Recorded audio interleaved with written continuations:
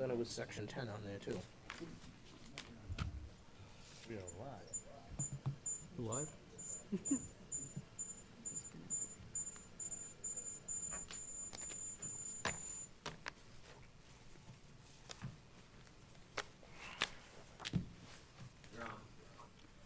Good afternoon, everybody. Welcome to the Monday, December 19th Board of Selectmen meeting. Could you all join us for the Pledge of Allegiance? Pledge of Allegiance. To the flag of the United States of America, and to the republic for which it stands, one nation, under God, indivisible, with liberty and justice for all.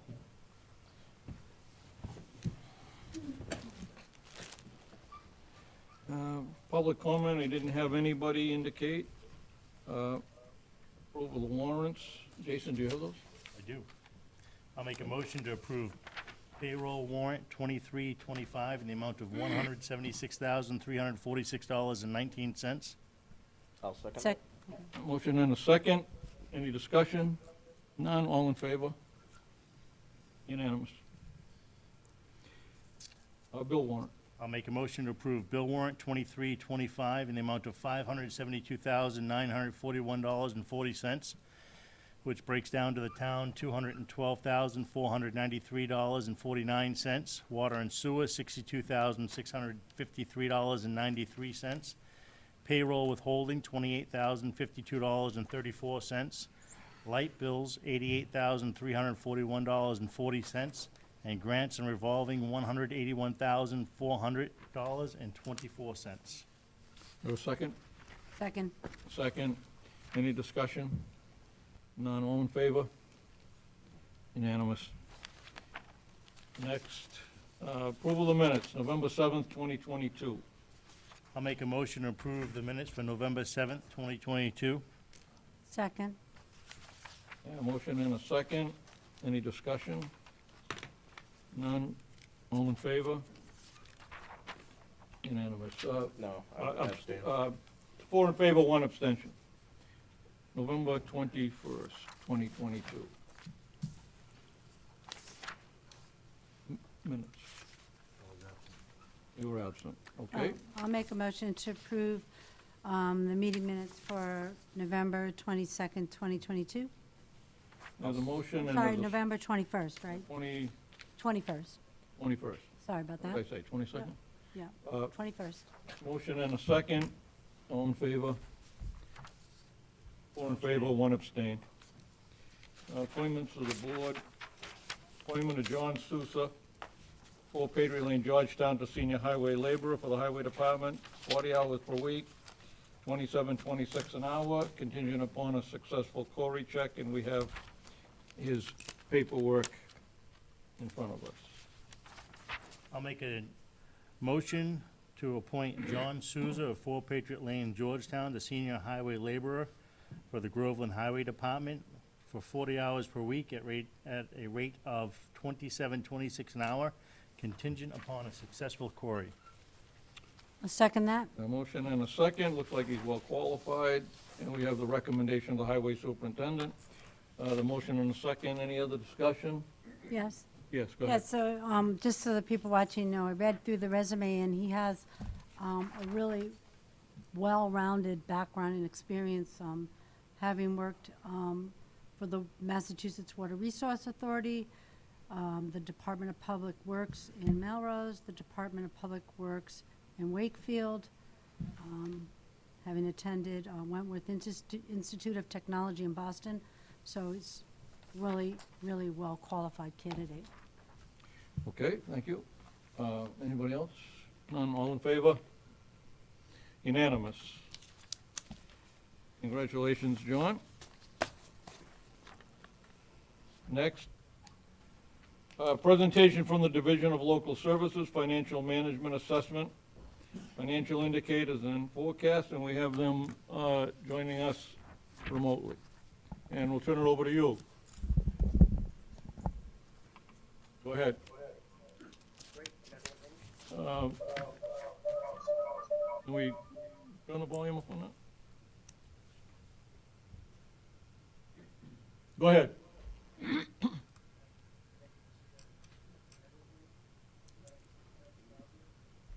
Yeah, hold on a minute till we get the volume straightened out.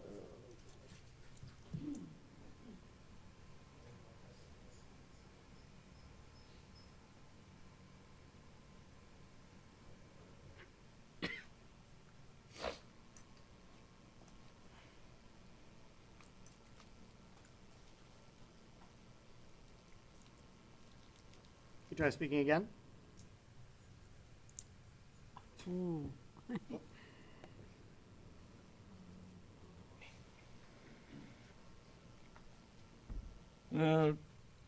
Nothing yet.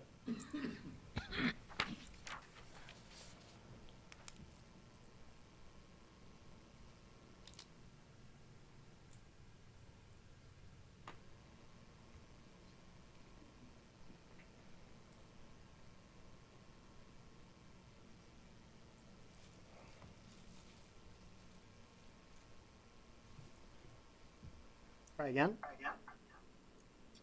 Hi, everyone. Able to hear me now? Yep, that's not bad. You want it higher? Mark. Sure. All right, okay. Who said that? That you, Mike? That was Dan. Joe. Okay. How about now? How's this? Okay. All right, the floor is yours. Thank you very much, Mr. Chairman, and thank you all for having Zach and I here tonight. My name is Frank Travasio. I was the lead project manager on this financial management assessment that the Financial Management Resources Bureau worked on with the town of Groveland.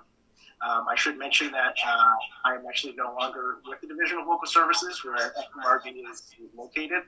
I'm now employed elsewhere, but I'm joined tonight by Zach Blake, who is the Bureau Chief for the Financial Management Resources Bureau. So if there's any follow-up off this conversation, I'll be happy to pass it along to Zach, and I'm sure he'll be happy to follow up on it. So Groveland was one of the last projects that I worked on. It was a real pleasure to work with Rebecca and the rest of the staff there in town. A lot of elected policymakers, such as yourselves, and members of the finance committee, professional staff all took time out of their calendars to speak with us extensively. And as I mentioned, Rebecca took a lot of time to follow up on a lot of the informational requests that we had. So I first just want to start by thanking everyone for their cooperation, and we hope that the assessment that we provided and that I'll be providing an overview of tonight was helpful. Just some background on how the process works on our end. So these types of requests have to come from any city or town. They have to come either from the chief executive, so the mayor or the select board in the town, so in this case, obviously, the select board, to perform this kind of review. We then have in-depth discussions with elected policymakers, as I mentioned, but also the professional staff in town hall that are carrying out the operational duties on a day-to-day basis, and really try to get both a 30,000-foot view of how things work in town hall, but also get into the nitty-gritty of how things work. What does the turnover process look like? How does payroll run? That type of stuff. Usually, that's the type of stuff that we would cover in a financial management review for a town like Groveland. In our early conversations with the town staff, quickly started to realize that there was a lot of transition in town government, of course, the past couple of years. And so, in order to aid in that transition, we decided to do a little bit of a different type of project instead of doing a standard financial management review. So what we've done here is provide a couple of, or I think it was actually 8 high-level recommendations that we think the town should implement. We understand that the town actually moves forward with one, which is great. And in addition to that, provide some data analysis that the town can use as a tool moving forward to hopefully build out some of its strategic financial planning for both the short and long term. So what I plan to do tonight is just give a very high-level overview of some of the recommendations that we made in our assessment, and then I'm going to perform an overview of the financial indicators analysis that we did the town of Groveland, all based on publicly available data that the town actually reports to the Division of Local Services. So I'm just going to start with a very quick overview of the recommendations that we made. First and foremost is for the town to complete a comprehensive bylaw review. And so the main purpose of that would be to enact changes that will bring its bylaws up to date with the town's current management model. To our knowledge, the town's bylaws will last revised in 2019 and still reflect the management structure that was in place in that time with the finance director / treasurer director responsible for the town's financial management. Can you hold on a second till we get that sound taken care of? He doesn't know. Hmm? Sorry? He doesn't know we have an echo.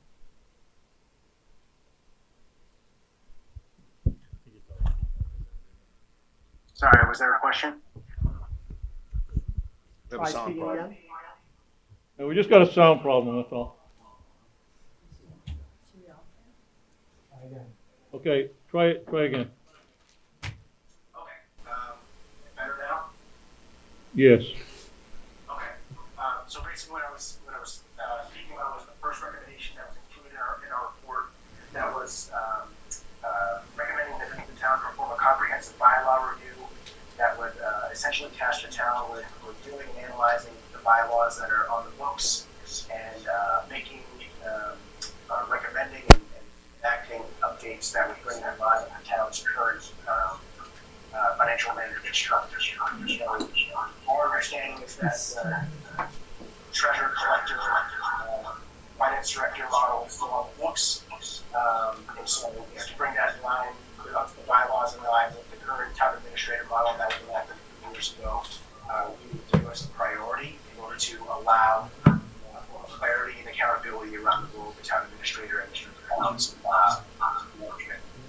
Our second recommendation was to develop an account policies, which we understand the town has acted on. So that's great. Happy to hear that. And we just remind folks that once they're adopted, so review and update those as we recommended that the transition, town transition to board assessors from an elected board to an appointed board, and to offer stipends to the appointed members in order to increase the professional knowledge on the board itself. We could also assist professional board assessors, managing their extensive manager. This is a model that moves close to the largest quality of the ones that are bureau. So that's what I included here. And the town's bureau of assessment we have to speak that further. I'm not sure.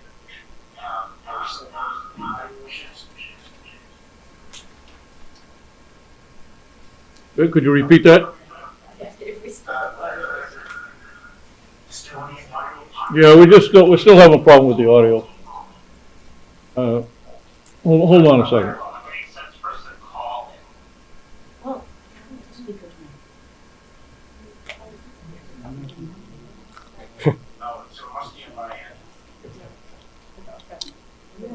Is that better? Okay, try that again. Try that again. Sorry, I think that it didn't look like it issue on my end. I think it's solved now. I think it was better. Oh, okay. So anyway, what I was thinking about was the recommendation to transition board assessors from an elected board to an appointed board. We suggested that government offer a stipend to those serving in these appointed seats to need to entice professional assessors from surrounding communities who might serve on the board. Again, this is a model that we've seen successfully implemented in smaller communities within Essex County specifically. And this would need the assessing manager in communities, finding, hiring, and retaining assessors both on the board level and staff level is becoming increasingly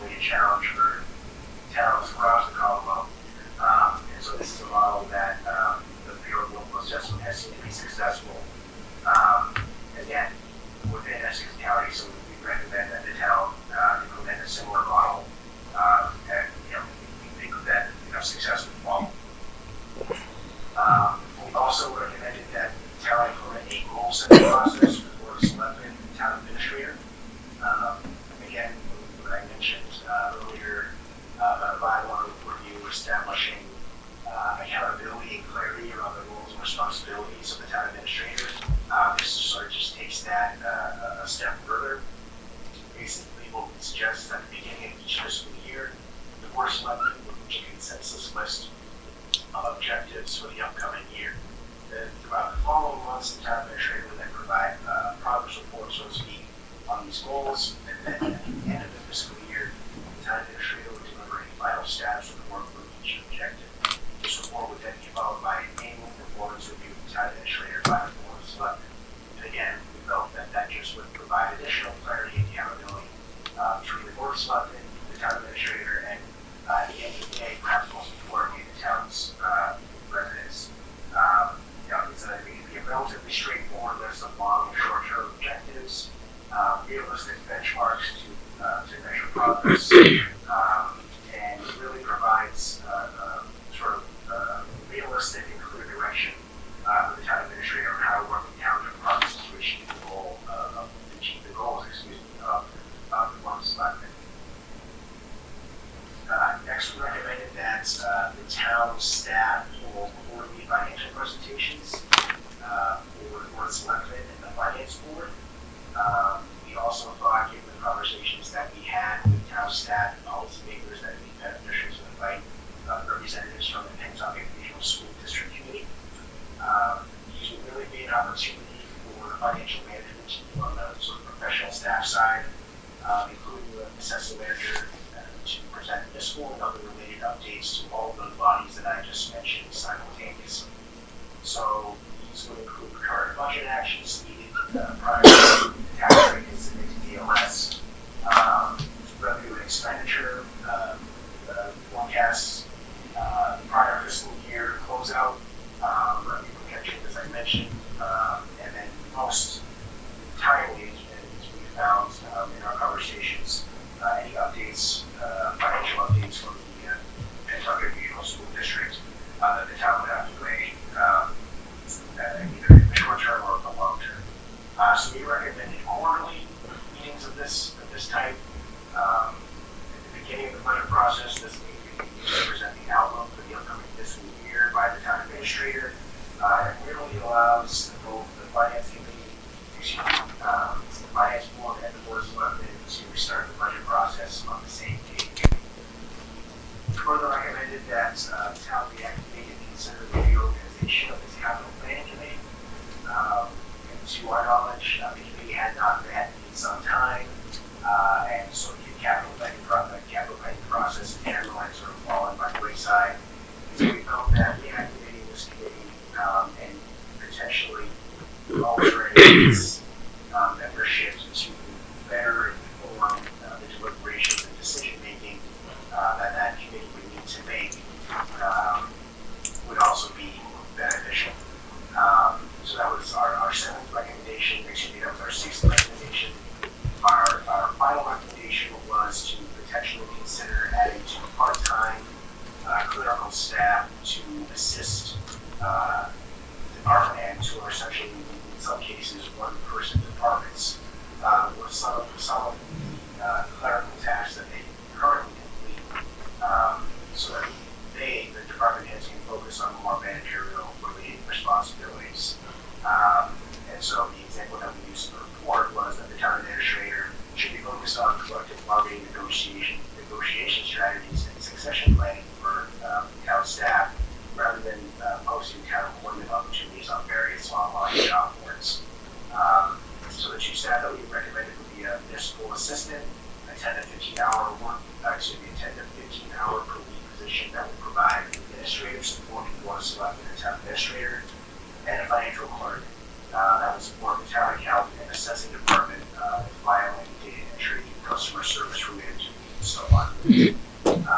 So that is a very quick summary of the recommendations that we made in our report. If you were scrolling at the bottom of the report, you also see this analysis that we did based on the conversations that we had in town. It sounded like there was a healthy discussion among residents and policymakers alike about which towns could or should be comparing itself to, and some frustration about not knowing which towns to use for the list. And so you can see the different financial data points that, and socioeconomic data points that we use to establish our own list. We're also in touch with the Collins Center, who is actually unaware of the status of their project right now, but we were working on our report. They were developing a similar list, albeit for different reasons, but they were kind enough to include our list in the research and analysis that they were doing. Again, hopefully to better inform the town of its decision-making, strategic financial planning moving forward.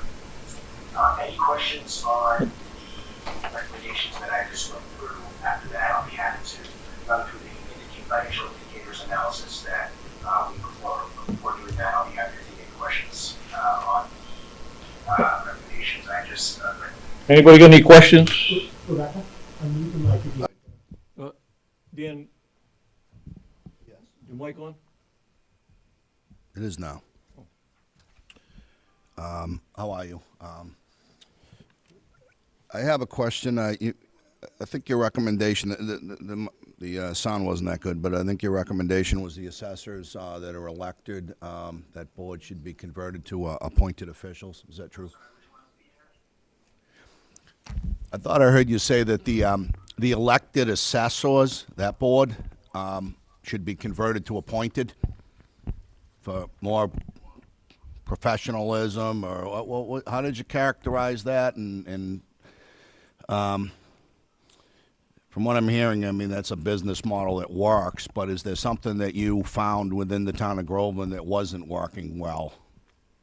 Are we not getting the results on our assessments?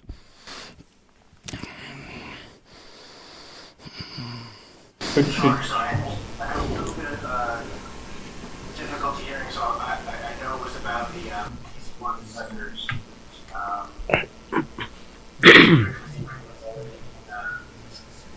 Converting the membership from elected to appointed. So basically, as I mentioned, this is just mentioned, the town and certainly not to grow with, but it's become increasingly difficult to find folks who are prepared to take on an incredibly important function in Massachusetts municipal government. And the feedback that we got was that it's been difficult to find folks to fill those board seats in the first place, and also provide support to the assessing manager who's in the office, not only doing sort of the clerical work, but also charged with some of the core responsibilities of a principal assessor. So in order to solve that problem, we had a discussion with folks in the town and the town's Bureau of Local Assessment field advisor who works at the Division of Local Services. We had a conversation about, here's the situation in Groveland, what can we do to solve it? And we talked about a number of different scenarios, but we landed on this again because it has been a successful model in surrounding towns in Essex County.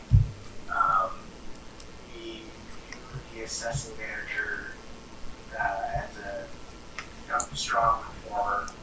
She really gets work done. She has a lot of experience, and so we wanted to make sure that we stress to the town that investing in her professional development should be key. As I mentioned, retention and recruiting and retaining assessors become increasingly difficult. So making sure that it's a priority to maintain the staff that you have and encourage their further professional development in the field should be every town's priority.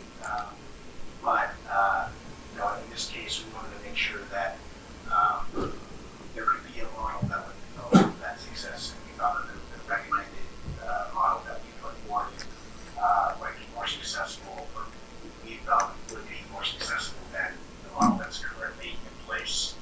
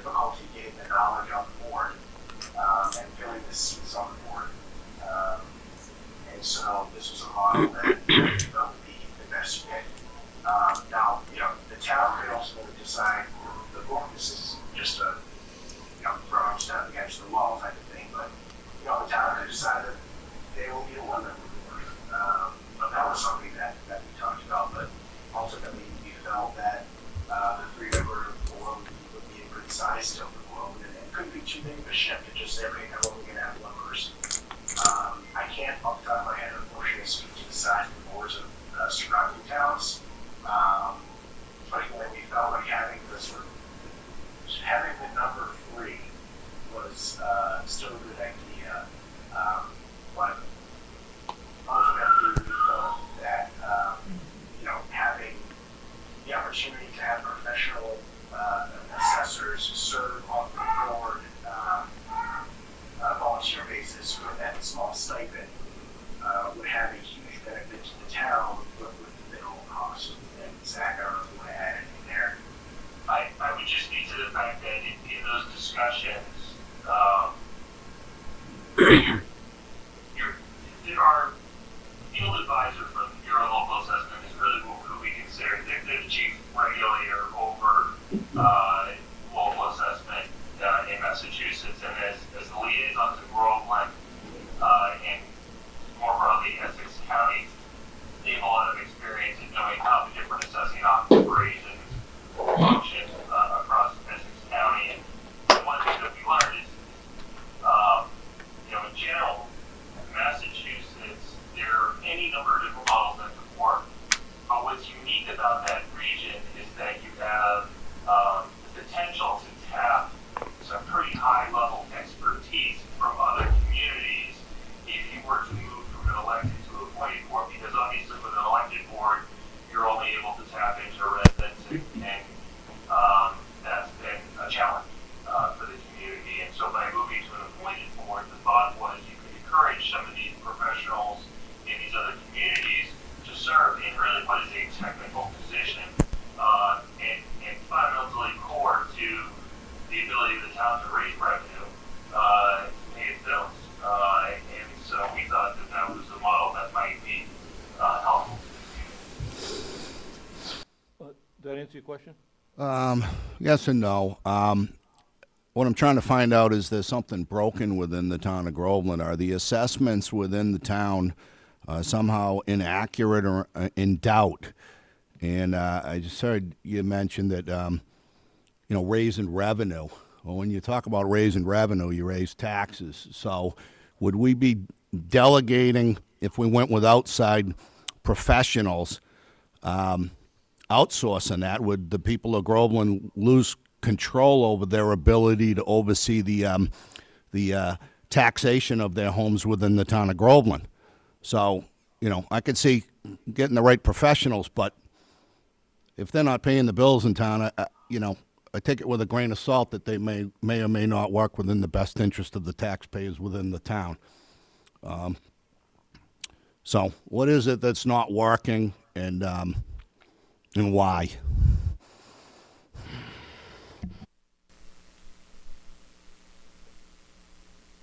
think that's a question for the community to answer.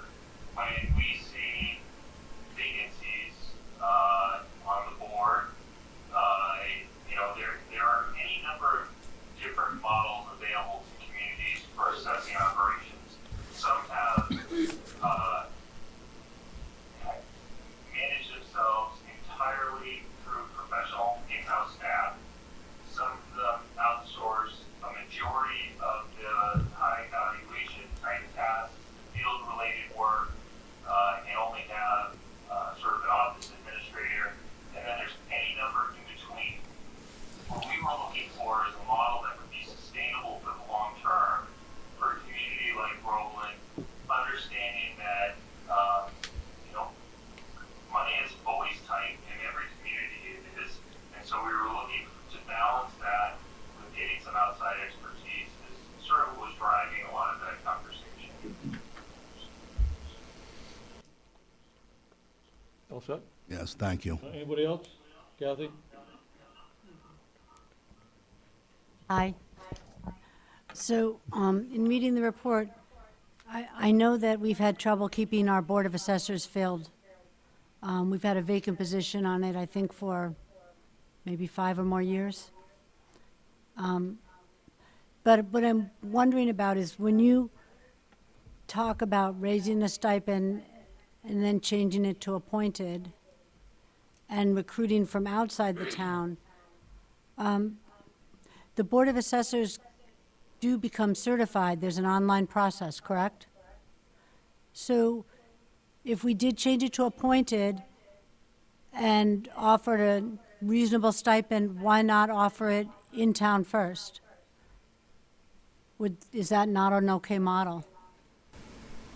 Absolutely. I would say if there's individuals in town that have the technical expertise to fill that role and are interested in being appointed, that's the whole nature of an appointed position, is that it's rather than I hate to be about it, it's rather than a popularity contest. You're able to be more strategic in who you're appointing to the board so that they can help fulfill those responsibilities in the office. If there's a resident in town that has those skills and is interested in serving, I would very much encourage that. But knowing that Groveland is a relatively small community and that technical expertise, I can tell you statewide, very hard to come by. We looked at this as a possible alternative. Yes, I understand that. What I'm wondering is, if you take someone who has a strong financial background and they do the certification to become a member of the Board of Assessors, would you feel that they would be able to contribute to the assessing function in our town in a reasonable way? They would, right, they would certainly be qualified to fill the role. Those are the minimum qualifications to serve in that role. That being said, professional assessors have much more broad experience and skill sets than just what that certification offers. And so part of this was encouraging the ability to piggyback off of the expertise that these other folks in the region might have. That wouldn't cost, Groveland any professional development money.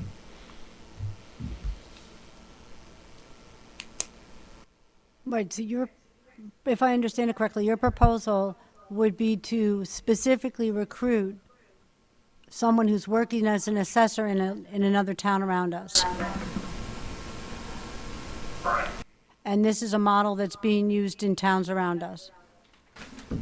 Correct. And if you speak with your local assessment field advisor, he would be more than happy to point you to those communities and those individuals who may be interested in serving in that role potentially. And do you have a ballpark on what the stipend would be to attract someone of that level?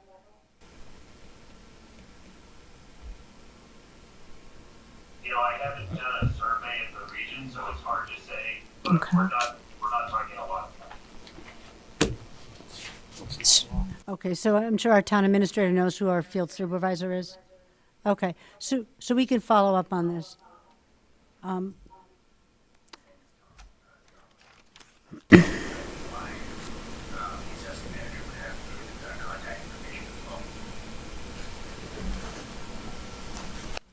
sorry, Oh, good. I did have if it's okay with the chairman, another question on one of the goals. Sure, go ahead. You stated in a comprehensive bylaw review that we were still operating under our finance director bylaw, but I believe we submitted for that to be rescinded. I didn't know if you were unaware of that. That is the case, that yes, we were aware of that. I thought we had confirmed with a few folks in town that the treasure collector slash finance director position was still on the books, and that the town administrator bylaw had not been adopted, so I apologize for that confusion if that's not the case. And I sent them also might have been a version that I found online, so maybe it's possible that I had an incorrect link or something like that, so I apologize for the confusion there. Well, I think it is kind of a confusing position we're in. We have not adopted a town administrator bylaw. We voted at town meeting to hire a town administrator by adopting the Mass General Law. And we did vote at town meeting already to rescind the pre-existing finance director bylaw. And so we're positioning ourselves to go forward. So is that in line with your recommendation then? Yes, yes. Good. Jason, you have anything? No. Thank you.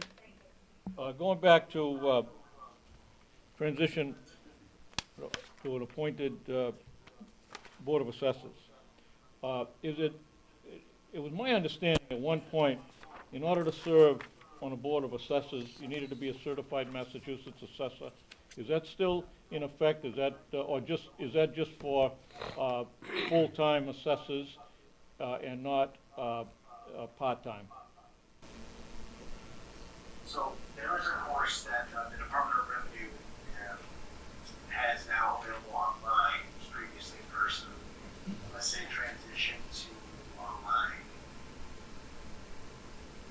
5 or 6 years ago, exactly what year? Yeah, that sounds about the right time frame. And basically the requirement for being an assessor is to go on and complete those 8 or 9 online modules. If you can't, the majority of your board members don't have that certification, then you can't set the tax rate each year. So that is the only formal requirement that I'm aware of. And so individual towns might have different qualifications that they were full in hiring a board member or electing a board member, I suppose. But when they're hiring the staff, the person that's in the office, in this case the assessing manager, they might look for them to have a specific certification from either IAAO or the NAAO or something similar. But I believe that the online certification being available to the Department of Revenue is the only certification requirement set by Massachusetts regulations. And just, again, you think that's been in effect only about 6 years? Or was that just available online within the last 6 years? It's available online. I forget specifics of it's actually available through the Division of Local Services on our Gateway platform. So any local official can have an account, I believe. And so if someone was interested in completing that, I'm sure they could work with either the town or DLS on getting an account. There are versions of, it's called Course 101.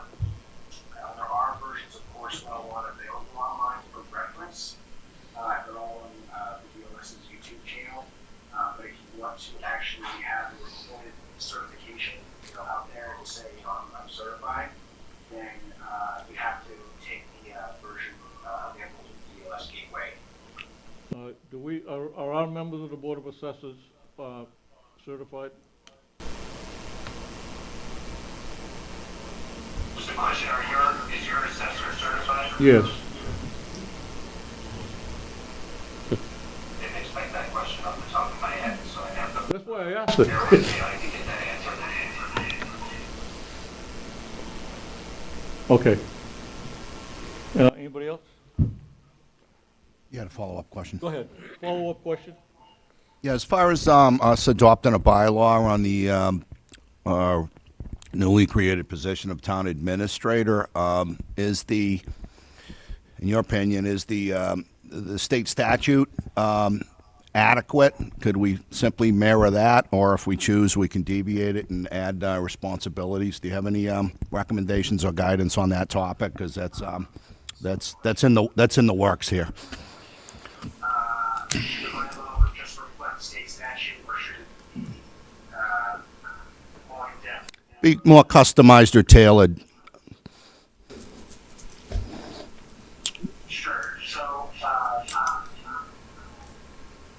think in most cases, towns tend to customize it. I've done a few of these financial management reviews, and town administrative roles and responsibilities tend to vary, tend to tell.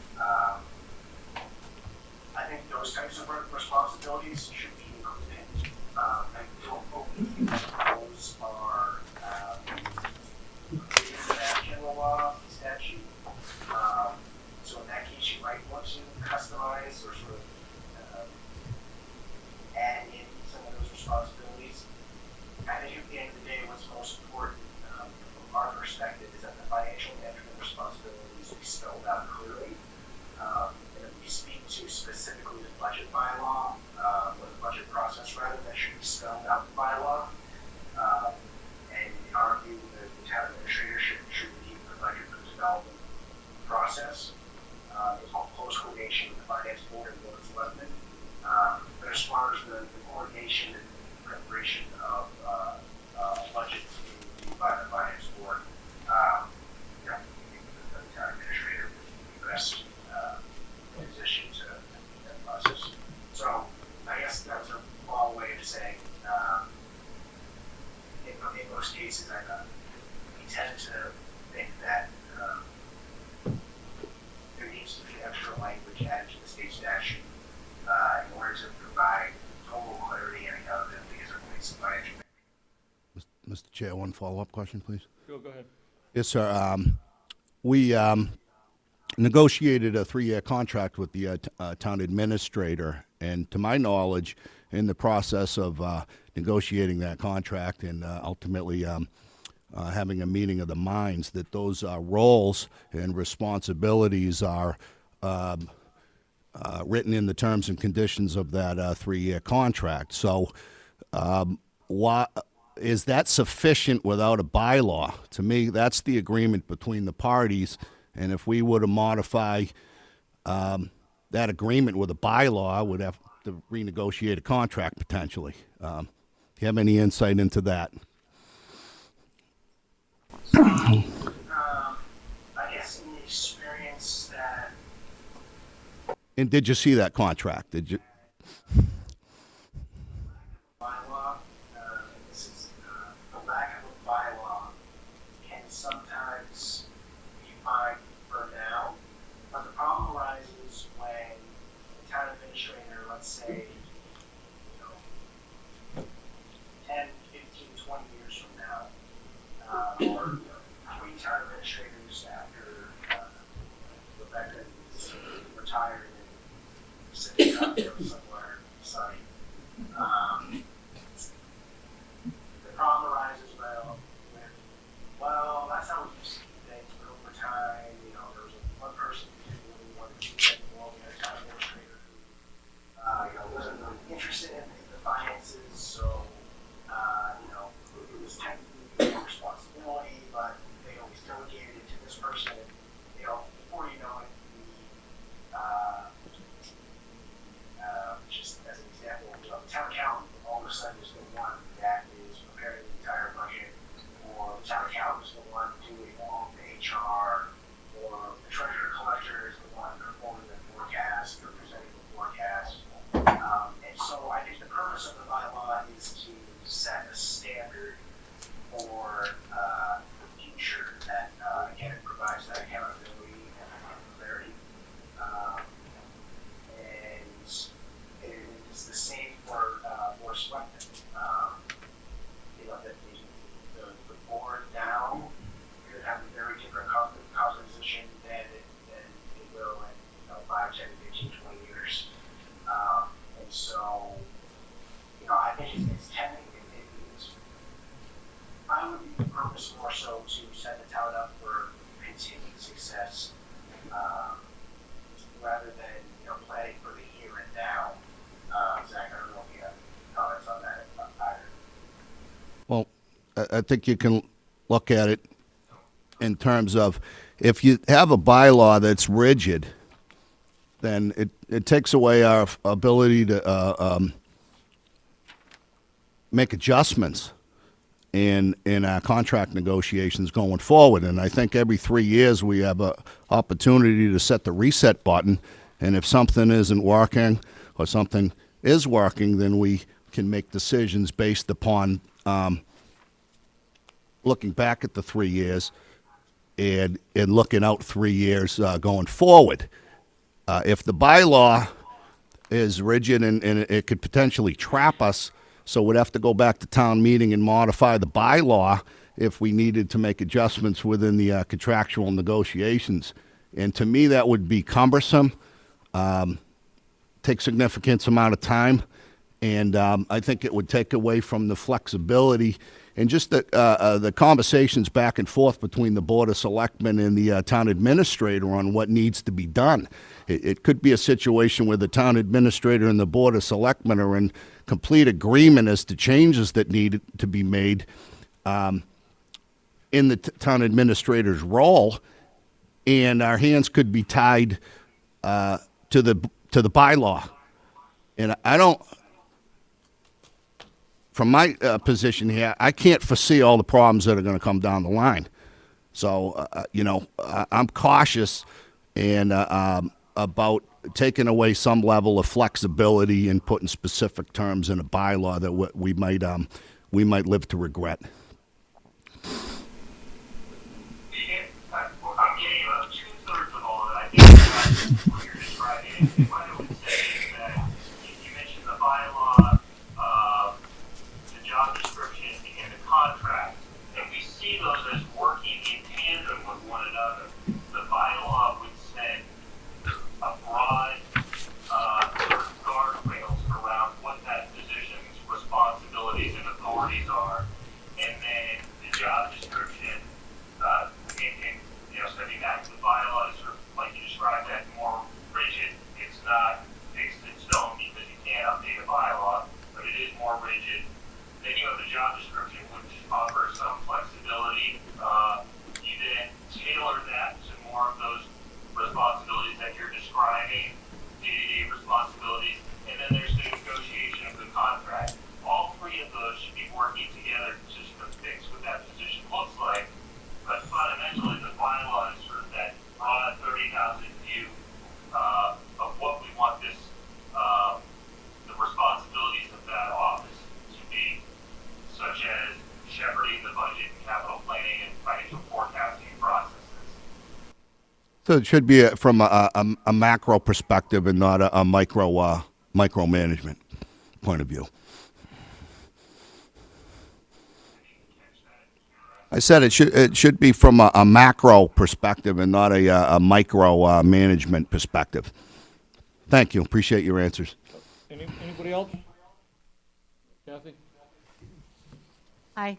My follow-up question is, in the absence of a bylaw, if the Board of Selectmen changes personalities, the job of the town administrator can be changed from contract to contract pretty easily, isn't that correct? As of right now, the authority that your town administrator has is delegated by you as the board. And so that changes depending on the makeup of the board.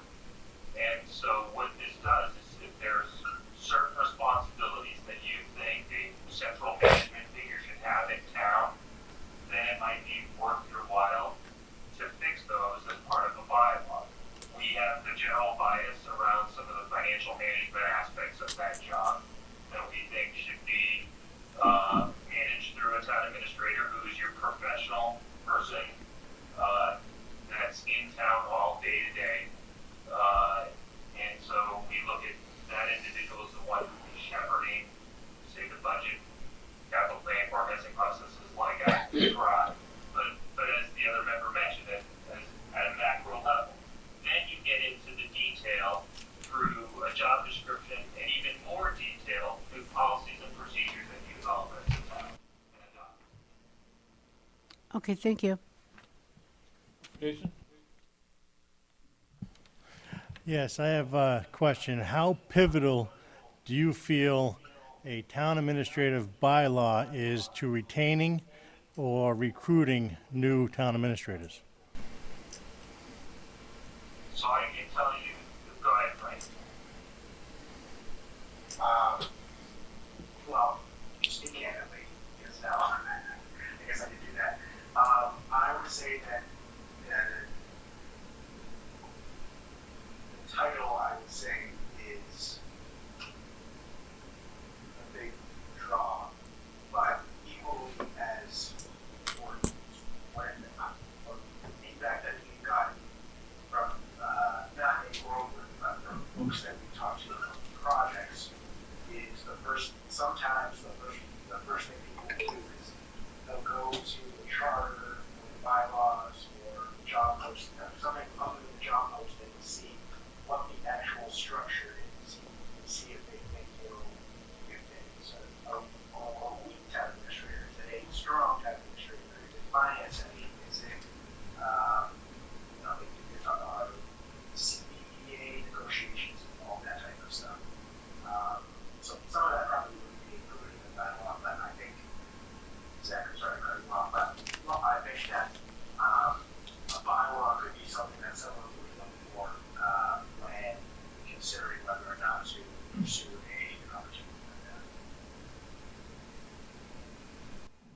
Thank you. Did that answer your question? Okay. Anybody else? No? You were gonna do, a, community analysis, or were you all set? I have the financial indicators analysis, if you'd like to see that, or Yeah, can you do that? Can you do that quickly? and I can present that in an email to Rebecca and forward it on to you. It's your meeting, so I'm happy to, don't want to take up too much of your time.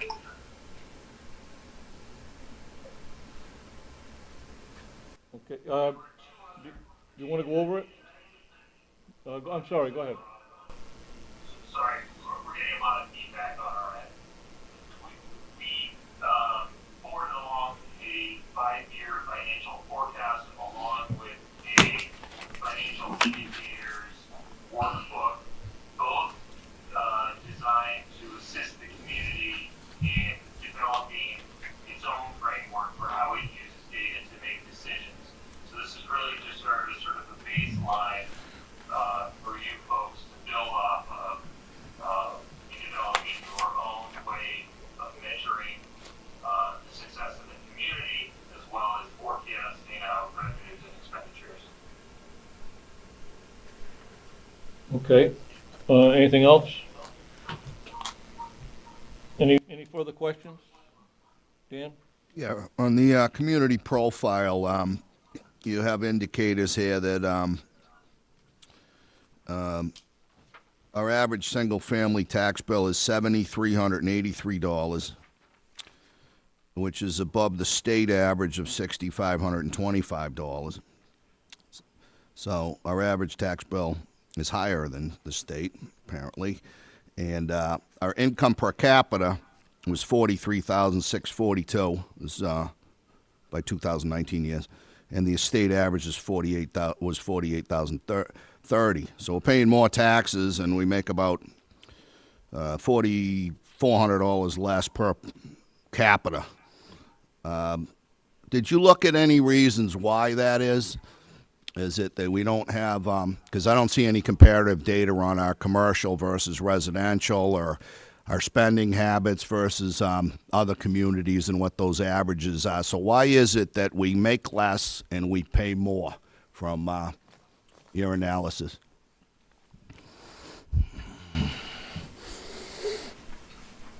Sorry, so the question was, so the average single family tax bill in fiscal 23 was almost. Well, it's higher than the state average, you know. After that, I kind of cut out when I heard a little bit about the income per capita, but Yeah.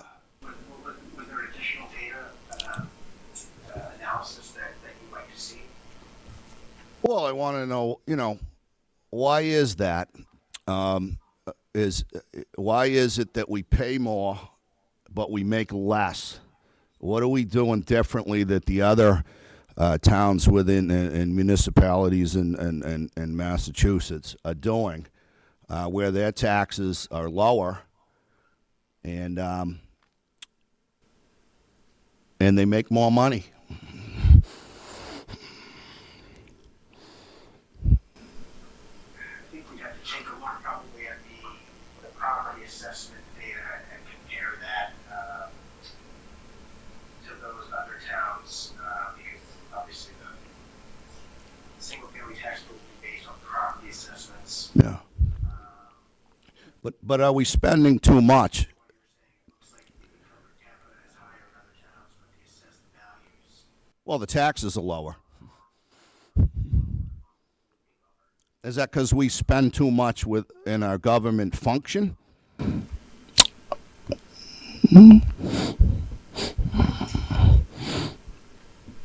I also have to take a look to see if are there any active overrides or exclusions that are taxable to Groveland that not be the case in some of those other towns. Yeah, I would say there's a lot of factors that go into this, and I would say that I think we'd be more than happy to sit down and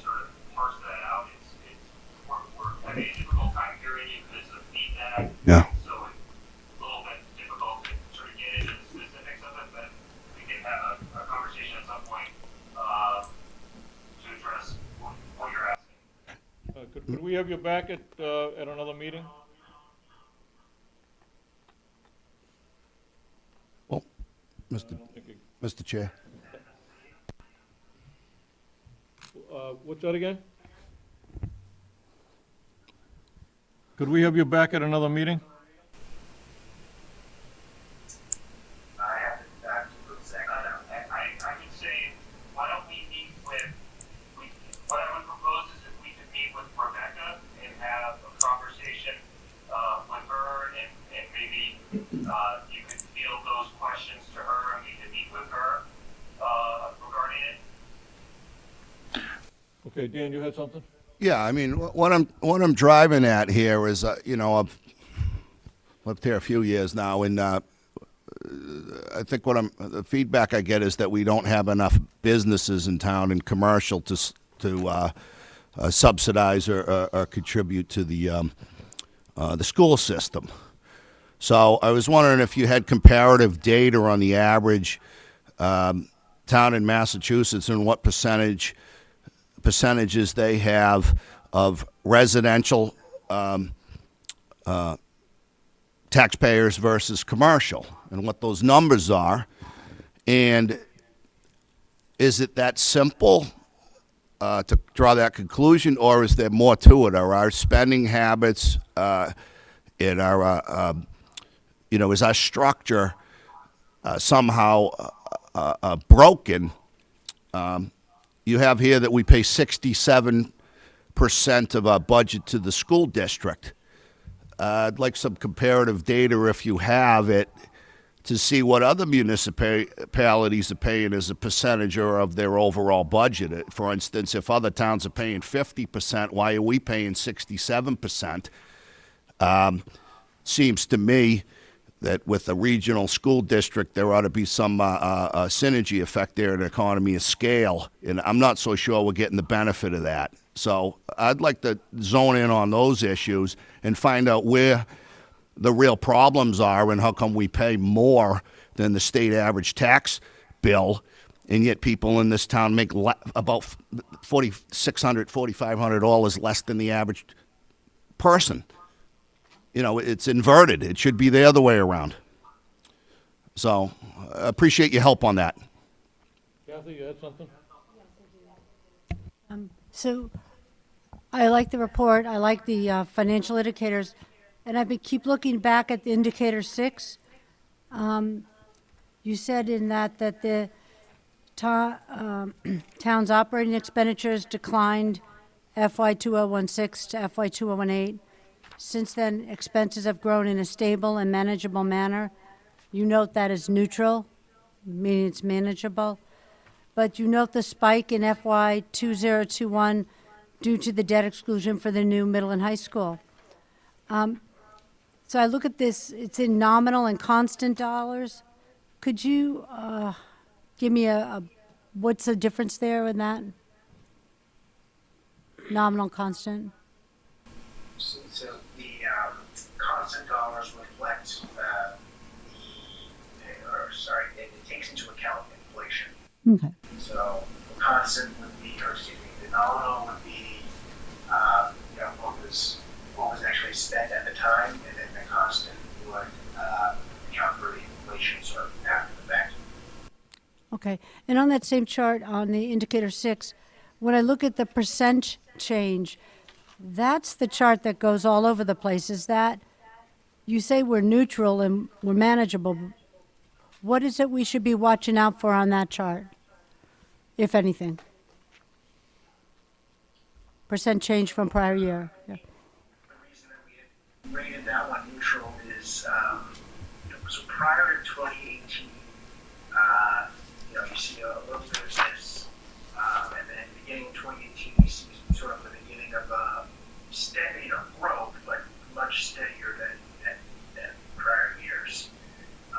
And then obviously that big spike at 7.35% going into 2021, which, you know, is a little bit out of the town's hands ultimately, which is why we rated it neutral. So, you know, on the town side, I would say looking for a little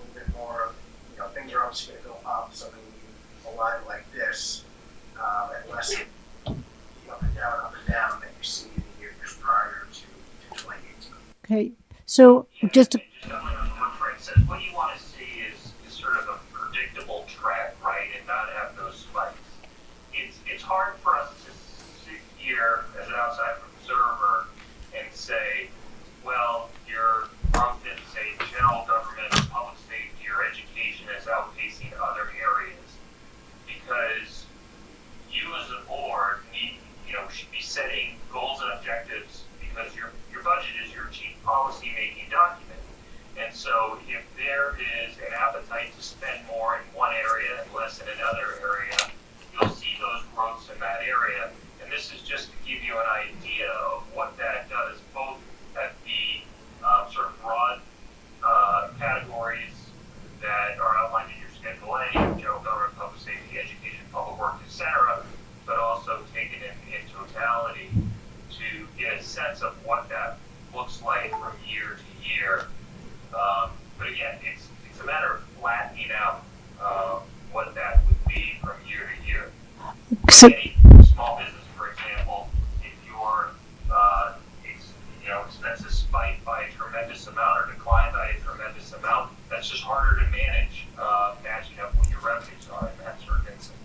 correct, and so it may be some friendly advice for us. So I've been looking at the situation, and I don't think it's our government per se. It's a change in the state formula for a required minimum contribution education that swung a significant percentage of the initial allocation onto Groveland.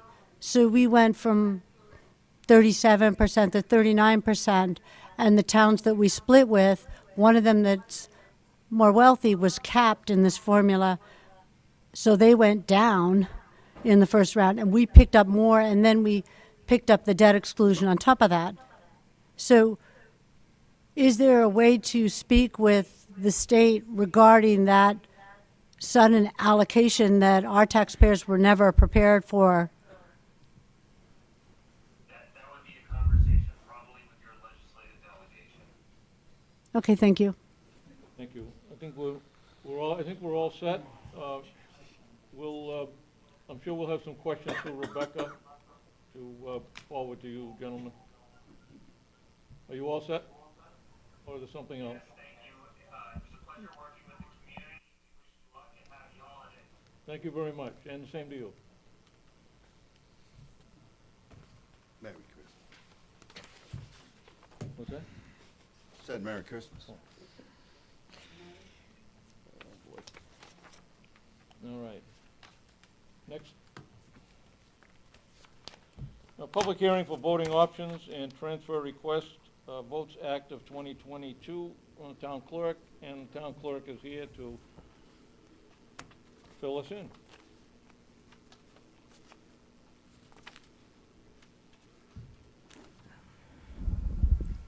I don't know that I need to fill you in on too much, because I sent a letter introducing the changes in the law with a link to the law itself so that you could read that, and then the quotes from the Secretary of the Commonwealth's office to kind of describe what the changes are. So you don't need to take any action moving forward at all if you wish to comply with the state's changes. So I guess my question to you is whether you wish to make changes to the vote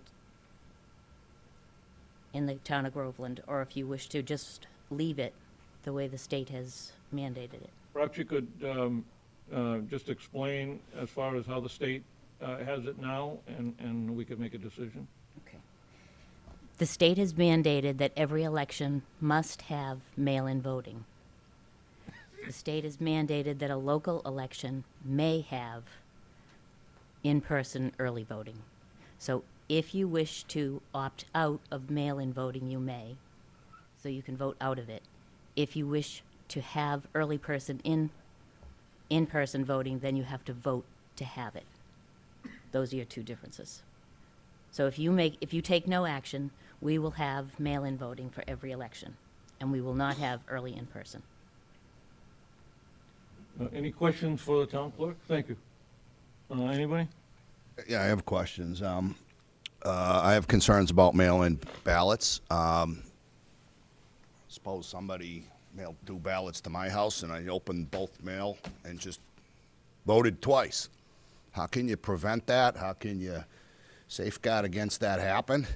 And I know that would be fraud, but how do you actually catch people that do things like that? So I have concerns about the integrity of the election with the mail-in votes, you know. Years ago, I lived in East Boston. We had a mail slot, and there was like 3 people living there, and they just threw them on the floor. Well, it would stop somebody from picking up all 3 ballots and ripping open the envelope and mailing them back to you. There is nothing. You got to catch them. So there's the law, and the law you can enforce it. So what levels of enforcement are available to prevent mail-in fraud? I guess I could give you the same answer that the gentleman just gave you, that you'd have to speak to your legislators, because they voted the act. I think you know what I think of them, so I'll refrain. No But further as a question. registered voter, only 1 vote can count per registered voter. So you can only vote once as far as my receiving your vote back. Anybody else? Go ahead, Jason. When you receive a mail-in ballot, you compare the signature against the registration card? I compare it against the application because it's more current. Thank you. Kathy? At one point, you sent us some really good information. You mentioned something about a possible reimbursement. Can you They, expand on that a little bit? they've talked about it, but it's not definite yet. Okay, so there's no proposal yet for any reimbursement to help with these costs? There's no definite proposal yet, correct? And if we... It's that oh, I go ahead. received an email recently asking people to put their potential figures together, but that's as far as it's gone. Okay, so you never received any reimbursement for all the costs you've incurred for this new mail-in and in-person early voting thing? Correct, it's an unfunded mandate, Okay, and when did this all get passed? July of 2022. That's what I thought, July. Okay, thank you. Prior to that, Uh, it was temporary during COVID. So they just took the temporary law and then they made it permanent with some changes. Thank you for that. As Makes as sense. typical with our legislature, they pass these unfunded mandates, and they don't throw any money to help us out. It's been going on for a while. Thank you. Dan, go ahead. Yeah, just a follow-up question. If we were to opt out of the mail-in ballots, could we have exceptions for our members of the service and people that were, you know, maybe shut-ins or they have some health issues and they can't come down? Is there any exceptions to that, just broad, anybody can mail it in? Can we limit that in any way? You still have absentee voting that still has the laws that apply. So everyone overseas is eligible to vote in your local elections now as well. What's the So- difference between absentee and mail-in? Can you help me out with that? Absentee, you need to have a reason. So mail-in voting is now no excuse. So there is no, you don't have to have an excuse to request a Unrestricted. ballot. No. If you vote absentee, you are either have a health reason, you are not going to be in town for the election. Yeah. Could be on business. Right, correct. So you are unable to come in and vote on election day if you choose to vote absentee for a particular reason. And is that define those reasons, or that would be in the clerk's discretion? No, that's on the application. That, Oh, that's little check boxes. Yep. Okay. Thanks. So it's possible. So if you can't make it down here, you can still vote. So,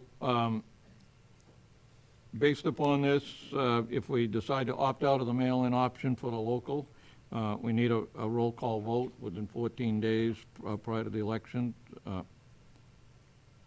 we need to have a public hearing, which needs to be posted 14 days prior to the public hearing, and then at that hearing, you have to have a roll call vote. Okay, But it's more like 45 days okay. prior to. Oh, what's your pleasure? We need a hearing, right? I'll So, also say that we are not required to mail out applications to every registered voter. Yeah. The state will mail out applications to every registered voter for state elections, but we are not required to do that on a local level. So people who choose to send in an application can for mail-in, but we are not required to send out an application to every registered voter. That's not a question, Mr. Chair. go ahead. numbers, all right? We had the before and the after. So we had mail-in ballots in the most recent election. Do you have any comparative data on the before and after? Did it get the voters out? Was it a higher turnout, or was Absolutely. rough numbers? I think I gave you percentages on that letter that I gave you. Oh, I'm sorry. That's okay. I just gave you rough numbers, not percentages. So it was 62% of the vote that turned out for the last state election. The primary was low, but the state election was higher. So that was state to state, so you were comparing apples to apples, so to speak? And what was the last election that compared that to? It wasn't the presidential one, was it? No. No, it would be the last governor's race, would have been the last state election. Okay. So it was lower. 4 years ago. Not significantly lower, but lower. So it was higher this time? Yes, By how much? few percentage. A couple points. Has our registration roll increased at all, or it's pretty level? Somewhat level, it dropped a little because we've cleaned up our voter registration list. So it was higher. It wasn't just linear in any way with the We population had growth. more registered voters then than we have now, correct? Okay, thank you.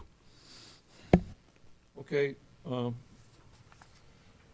so what's your pleasure? Do we want to schedule a public hearing or are we satisfied with the way it is now? I'd like to schedule a public hearing and make a motion that we do that and see if there's any interest, or maybe people want it, maybe they don't. I'm not a fan. Would 2 weeks be 2 weeks from today be discussion? okay? Mr. Chairman, please? Could I, Could she answer the question? go ahead. Are you going to vote on both? If you also vote to offer early in-person, then I first have to have a meeting of the registrars. And then I would have to post a meeting with 14 days for you to do the first one, to opt out of mail-in. But I have to have a meeting of the registrars that they agree, or they also recommend to vote to opt in for early in-person. Okay, so we're talking a month out. Kathy, you had a question? Well, thought we were in a discussion phase still, because the mail-in voting has increased people's ability to vote. So I'm all for allowing more people to vote in elections. I'm willing to talk about the local elections and the early voting thing, if that's a concern cost-wise, because I get the idea that, we don't have unlimited spending, but we have a town clerk's office that's very minimally funded, and we've expanded opportunities for people to vote. And from the town clerk's information that she sent to us in advance of this meeting, voting has increased in response to these avenues. So if you have a public hearing, I guess what I'm wondering is, what is it you're trying to figure out? Because I think the town clerk has provided us with the data already for us to try to think about, if you wanted to save a little bit of money and take away mail-in voting, then we have to have a public hearing. That's what causes us to have a public hearing, because we want to do away with something that everybody else is allowing, right? Am I getting that kind of straight? Right, that the state Correct. mandated that you Yeah, have it's a to state have. mandate. So if we decide we want to, in Groveland, take away something that the state's mandated, we have to have a public hearing. I'm thinking, why would we do that right now? I don't understand. I think the town clerk has said she's cleaned up the voter list. I think she's on top of it. It's a small enough town. I think that we have really good people involved in our elections. Some of them have been doing it for years. They know everybody. They double check everything. I'm not thinking this is something we should try to opt out of. But I And guess the rest of my board members would have to vote that they want to have a public hearing to opt out of allowing people to mail in votes. If I can add one other thing to that as well. Sure. Just for the consistency for the voters, to always have the same thing, the mail-in voting makes a difference. Because we have seen they've made changes in whether you have to have a check-out table at different elections. First, they said you absolutely don't have to have it, then they said, no, you do have to have it. So we've swapped back and forth, and it's very confusing for the voters when they come in and, do I check out, do I not check out? So it's similar when we offer mail-in voting sometimes and not always. So I think that's part of the reason why the legislature voted that mail-in voting was mandatory, and the only way to get out of it was to vote out. Okay. Did you want to make a motion? I had a motion and I got cut off. Okay. It wasn't seconded, but I'm waiting. Is there a second on that?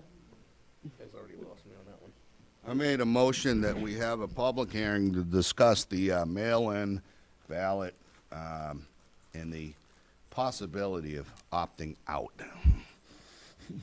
Did you second that? I'll second that with the possibility of opting out. if possible. Okay. Motion and a second. Any further discussion? Yeah. Go ahead. It has to do with the integrity of the ballot. It's not like a certified mail letter. Do you actually respond back that, hey, Dan, I got your mail-in ballot? Is there any confirmation of receipt? Because how do I know that the U.S. Post Office or the carrier pigeon didn't lose my ballot? How do I know that? Is it barcoded? And I come down here and check it out with you and say, yeah, I got your vote, Dan. Yes, it is barcoded. Checks and balances. And yes, you can go online, the state offers a service that says, check my ballot. And you can go on and verify that your ballot has been received and that it's been checked in and your vote is counted. All right. And what's the control on the from me to you? Can somebody else intercept it? No, we're a very small town. We're a very small town. They could do it in Pennsylvania, though, huh? Nobody else here in the office, so. You had a question? Could you go to the podium, identify yourself, please? Ingeborg, 5 Pinewood Lane. I'm shocked that you would even consider taking away mail-in voting. This is nonsense. It's been proven that it's not fraudulent, and I believe you also said you check the application. Why are we arguing about something that's been disproven? Yes. I'm professionally skeptical, and I worry about what's en route and who can actually fill out your ballot. Do We you have know to who deal with actually? facts. No, let me ask you this: how do you know if somebody, in my example, opened up 2 ballots and went like this? Because she checks it against the application. You can't have one person voting twice. You just can't. Of course you could. You No, could you have 2 can't. ballots Okay. go to the same Nonsense. All right, place. thank You're you. wrong. You're wrong. Well, I hope you reconsider, and I hope you don't go against the entire state and try to eliminate. Thank you. Thank you. There's a motion. There's a second. Kathy? Is discussion now? There's a second. Yeah. So, Did you want a second? There's already a second. no, it's already a second. So, I looked at your materials and I read them and I considered, all the possibilities, including the additional cost that we're picking up to do all this. But then I considered, if we have a public hearing, what criteria are we going to use at this public hearing to determine anything? The best data we have is from our town clerk's office at this moment in time, and it tells us that the mail-in voting works. More people are voting, more people are getting involved. This is exactly, as I've said on this board, and I've seen other people sit in these same seats every year, they say, we want everyone to come out and vote. And now we're giving them another way to do that. So if you have a public hearing and 2 people come and say, get rid of it, is this board then going to vote to get rid of it? Or are you going to listen to the percentage increase in voting in response to the mail-in voting option and say, no, we're going to continue to allow people in Groveland to have this option to vote by mail? The ballots are barcoded. Each person gets their own ballot. So I guess I'm wondering, what good would a public hearing do? What would be the criteria at this hearing? Maybe, Dan, do you have it? I'm just not trying to be For once, facetious. I kind of agree with you, Kathy, all right? Thank you. As big as my head can get sometimes. I'm not sure this is my decision 20%. is there any way we could get this to town meeting, or do we have a sensitive timeline and its time is of the essence? Because, put it this way, we still have a democracy for now, right? But if it went to town meeting, maybe the majority that show up and vote say, hey, you know, you could go down to town hall once a year and vote too for the integrity of this system, which I have legitimate concerns about, all right? Not being frivolous on this, okay? Fraud is rampant in America, whether it's voting or whether it's tax returns or whatever. Fraud, whether it's unemployment benefits, identity theft, it's rampant, okay? It's the cultural pollution of our time. But off on a tangent, right? Okay? So, can we put it to the people? Yes. How? It would be a great idea to put it on the warrant and ask the question and ask the people to vote. It would not affect this year's voting, because you don't have enough time, because you have to have 45 days prior to the election to make this decision. You have to have 15 days prior to the election to make the decision regarding the early in-person. As far as the two costs go, early in-person is a lot more expensive than mail-in voting. Okay. Could we make a vote that's conditional, is my suggestion, Kathy? Could we agree that we will put that to the people on a warrant article To affect the 2020. to affect the 2020, and then I'll just sit back and I'll bow out of the objection here, because I don't think this board should be the sole authoritative pronouncement on that topic. But there might be other people. Let's say 90% of the people get up, take the time to come down here and vote, and they do have my concern. Then they should be able to override the 10% that say, hey, we want to include everybody, no matter the quality of the piece of paper it's written on. So that's my perspective on it. Jason, you had something? I believe that would be the point of a public hearing. So we give the people the opportunity, it's posted 14 days prior to the hearing, to come in and state their opinions. Okay, perfect. So that would be an absolute reason why we would have a public hearing. So we can get the public's input, we can go to the public, get it, and make a decision based on what the public has to say. And that would be, that could work for this coming election, and then we could follow up with a warrant article. If I Go ahead. could, the public hearing, the people that might be using more of the mail-in might be using it for reasons why they can't get to a public hearing as well. So again, I just keep circling around to the same thing, that we have data from the town clerk. I actually prefer a discussion in a town meeting on this idea, because if we get 200 informed voters in a room, we typically get pretty good decisions from them.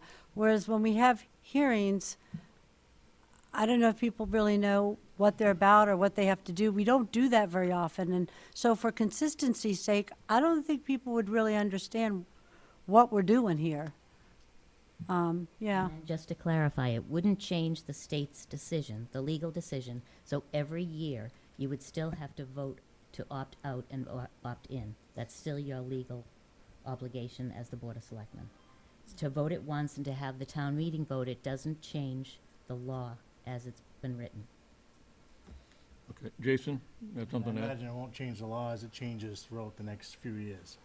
But that's one of the big advantages of having Zoom, that people can attend without having to leave their homes if they're sick or if they're away. So I still am for having a public meeting, a public hearing on it. And I do not share Dan McDonald's idea of fraud. I believe it is safe. I don't believe the statistics of more voting this time was a result of mail-in ballots, because we haven't had that type of turnout in previous elections where there were mail-in ballots. I believe the higher turnout this time was simply because there was a lot more people aggravated with what's going on, and that's what brought people out to vote. I am for mail-in voting because I do believe the easier we make it to get people in to vote, the better. But I still support the idea of a public hearing, and that becomes our responsibility to reach out to the public and get them in here to voice their opinions and to explain what's going on. We can utilize social media, I can utilize contacts throughout the entire community to get that message across. You all can do that here, that have been coming to these meetings regularly. And I think it's important to use that process to make these decisions. Because it's not, those decisions aren't ours to make, they're the people's. And that's why we have public hearings. Okay, there's a motion on the floor and a second for a public hearing. I'm sorry, Beth, go ahead. One more correction. You've had mail-in voting for a few major elections, and each one of those major elections has had increased activity due to the mail-in voting. So the presidential had mail-in voting, the primary prior to that had mail-in voting. We even had it during our local, during COVID, which increased it. So for every single election we have had mail-in voting for, it has increased the activity and the turnout of the voters. Okay. The state Jason, you had election something? that we had 4 years ago was a well-attended election as well. So the vote was high then, and that was without mail-in voting. What was the The- turnout at the last local election? It was low, but well, the last one we didn't have mail-in. During COVID, we had mail-in. That was the first time they offered it, because everything was closed. What was the turnout? Slightly higher than our regular local election. Because I don't believe we had it when we ran. And how many votes did you have? I don't recall. It was good enough to get here. Yeah. It was more than double than what I had. I'm pretty sure we had If you quite a say few so. of a turnout, and I don't recall any local election that matched that turnout after that. I mean, I could be wrong. That was a mail-in election. That was during COVID. Last year was True, it not. was during It COVID. was right at the start of COVID. But that was a mail-in election. It was. The first election I ever worked was the presidential primary. That was not mail-in. Every election after that year under COVID was a mail-in election. Okay. Then they dropped it for last year's local election. They didn't demand that you had, or mandate that you had to have mail-in, and then they passed the law in July, which now mandated all elections, which affected our 2 state elections that we just went through, the primary and the state, and it will also affect the local. Okay, there's a motion on the floor Mr. to schedule a Chairman? public hearing. Do you have something else? Yeah, I did, thank you. I guess I hear what you're saying, Jason, about wanting to have the public hearing, wanting to hear from the public, but I keep circling back to criteria. Like, if we're going to have a public hearing, what is going to be our criteria? What are we looking for? I mean, social media surveys, Zoomers, I don't know. I don't know quite what we're looking for. And that's why I keep going back to the only thing that personally I can hang my hat on is the town clerk's data. It's true, it's numbers, it's numerical, it's data, and the cost associated with it is data. So with those 2 things involved, I just feel that the state has made it mandatory, and I think the board as a majority may go ahead and vote to have a public hearing, but I would just wonder, what are you looking for in that public hearing? I think it's That's all. very simple, that you're looking for the public's input on whether you should continue mail-in voting on local elections. Okay, so what kind of criteria are you going to use? How much input do you need to decide that you've heard from a high enough percentage of the town that you can say for sure this is representative of one side or the other? That's what I'm asking No, I for. don't think you're looking for any particular numbers. Joe, you had a question? Could you go to the podium, identify yourself? Thank you, Mr. Chair. Joe Demore, 9 Cherry Tree Lane. Your public process will either lead to you making the decision, or it could be a non-binding referendum on the ballot, or it ends up on the warrant. But you're missing one other way of doing this. How about an online survey, informal? We kicked off 2 significant changes in government with online surveys. One of them was the conversion of the Board of Selectmen from 3 to 5, and then the implementation of the town administrator. We began those projects, and we began the school project with online surveys. So that'll give you a little bit of an acid test, and then you can go from there. Thank you. Okay, there's a motion on the floor and a second for, to schedule a public hearing, which would be in about a month, Beth, so you can get your process underway if it passes. Any other discussion? Yes, just one procedural point. If we decide at that point to be indecisive or to go with a warrant, or as Joe suggested, a non-binding referendum, so maybe we get a higher turnout in May and we get more feedback. I'm not so sure. A public hearing, we might end up with the same people that are here tonight. I mean, we have our regulars, right, which is fine. But I'm not sure we're gonna draw people. Don't wanna be cynical, but I'm a realist too. So I don't know that that's enough of a sample of our population to make, or change sway my decision. Yeah, I'd like to delegate the decision to the voters, because it impacts them, right? Not just me. And I think the only way to do that is to get it on a broad-based platform, as Joe suggested, maybe a referendum question. But we could still have the hearing as part of one step of the process of feedback. I don't know that we have to vote on it at that point in time. We could table it or just continue to town meeting or a ballot. Is that true? Correct. If you make no decision at all, the law stands. We will have mail-in, we will not have in-person. We have a timeline. If we wait till town meeting, then this won't affect until next year. So the following year. Okay. Okay, thank you. Move the question. All right, no further discussion. All in favor of public hearing in a month? All in favor? 4 in favor, opposed? 1 opposed. 4 in favor, 1 opposed. We'll schedule a hearing. Town Administrator Bylaw, Joe Demore. Thank you, Mr. Chair. Good, effective town government, especially in a small town, is invisible. And it becomes invisible when the trash is picked up on time and the streets are plowed and our parks are well maintained. And everybody receives concierge level service from just a handful of hardworking employees and volunteers. And so we are awash in apathy because this is a great place to live. And the apathy is measurable. We've got close to 7,000 people in this town, about 5,400 registered voters, could be more than that. And except for state elections or federal elections, we get about 800 to 1,100 folks that show up to vote, and maybe double that if it's an important election. Well, in this Emerald City, in the land of Oz that we live on, back in 2021, approximately 100 people that we were able to scrape together for town meeting delivered a mandate that night. And a mandate means a high percentage. So I think 78 people said yes to warrant number 4 and number 5. Warrant 4 is yes, let's terminate the finance director position and reorganize the finance department. And then they said, warrant number 5, yes, let's hire a town administrator.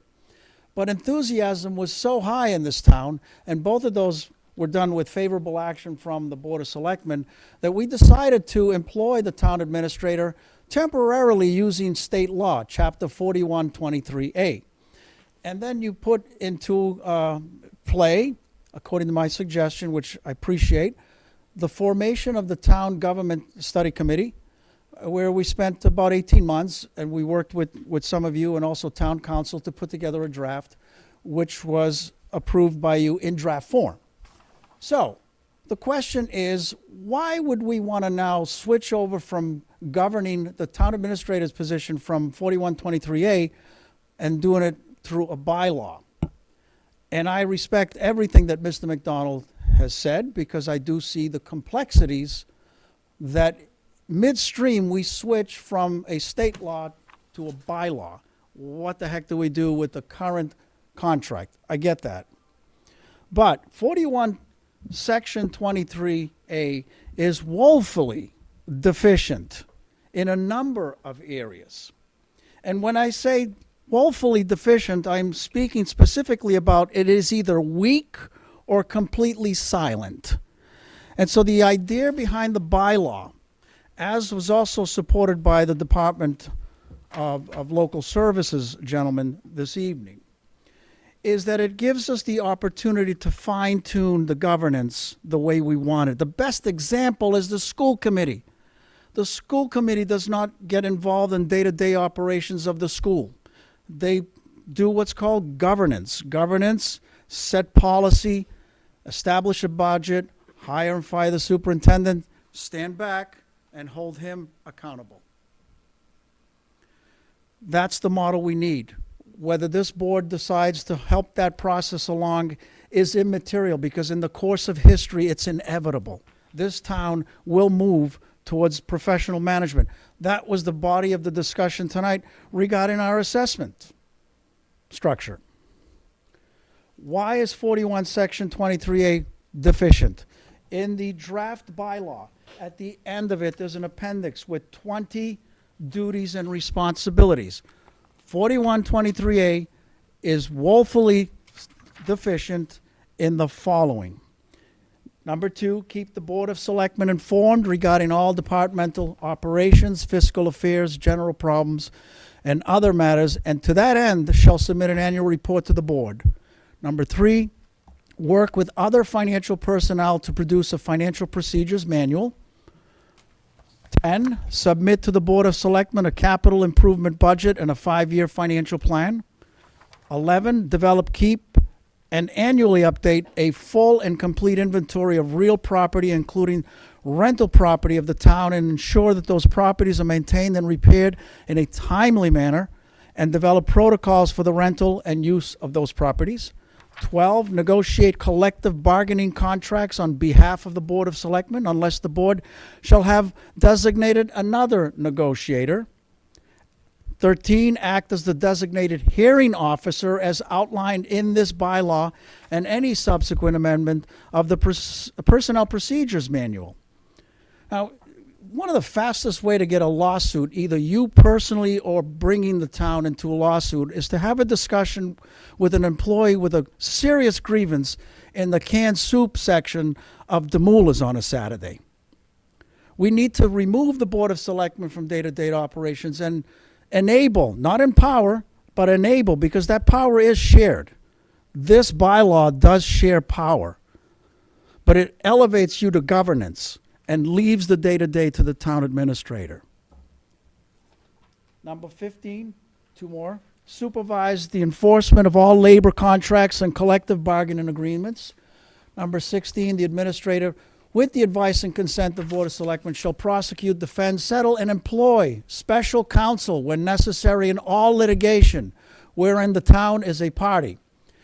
The administrator shall coordinate litigation and obtain legal representation involving the Planning Board, Conservation Commission, Police, Fire, Light, and Zoning Board of Appeals.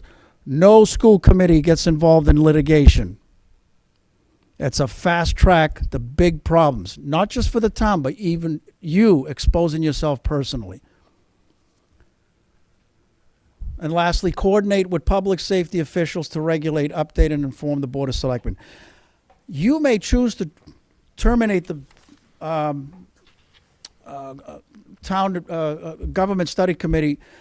I don't necessarily object to that, because I think we pretty much have done the work. The only reason I wanted to keep it open, in case you told us, literally go back to the drawing board. And I would recruit to that and be committed to you and accept that charge. If this is like total no good, get rid of it, do it, start from scratch. Otherwise, what I recommend is this. We set up an implementation team consisting of 2 of you, so that there's no quorum at any meeting, myself and the town administrator. We work through this document that was approved by you in draft form, tweak it the way you feel is tweakable and reasonable. We have expert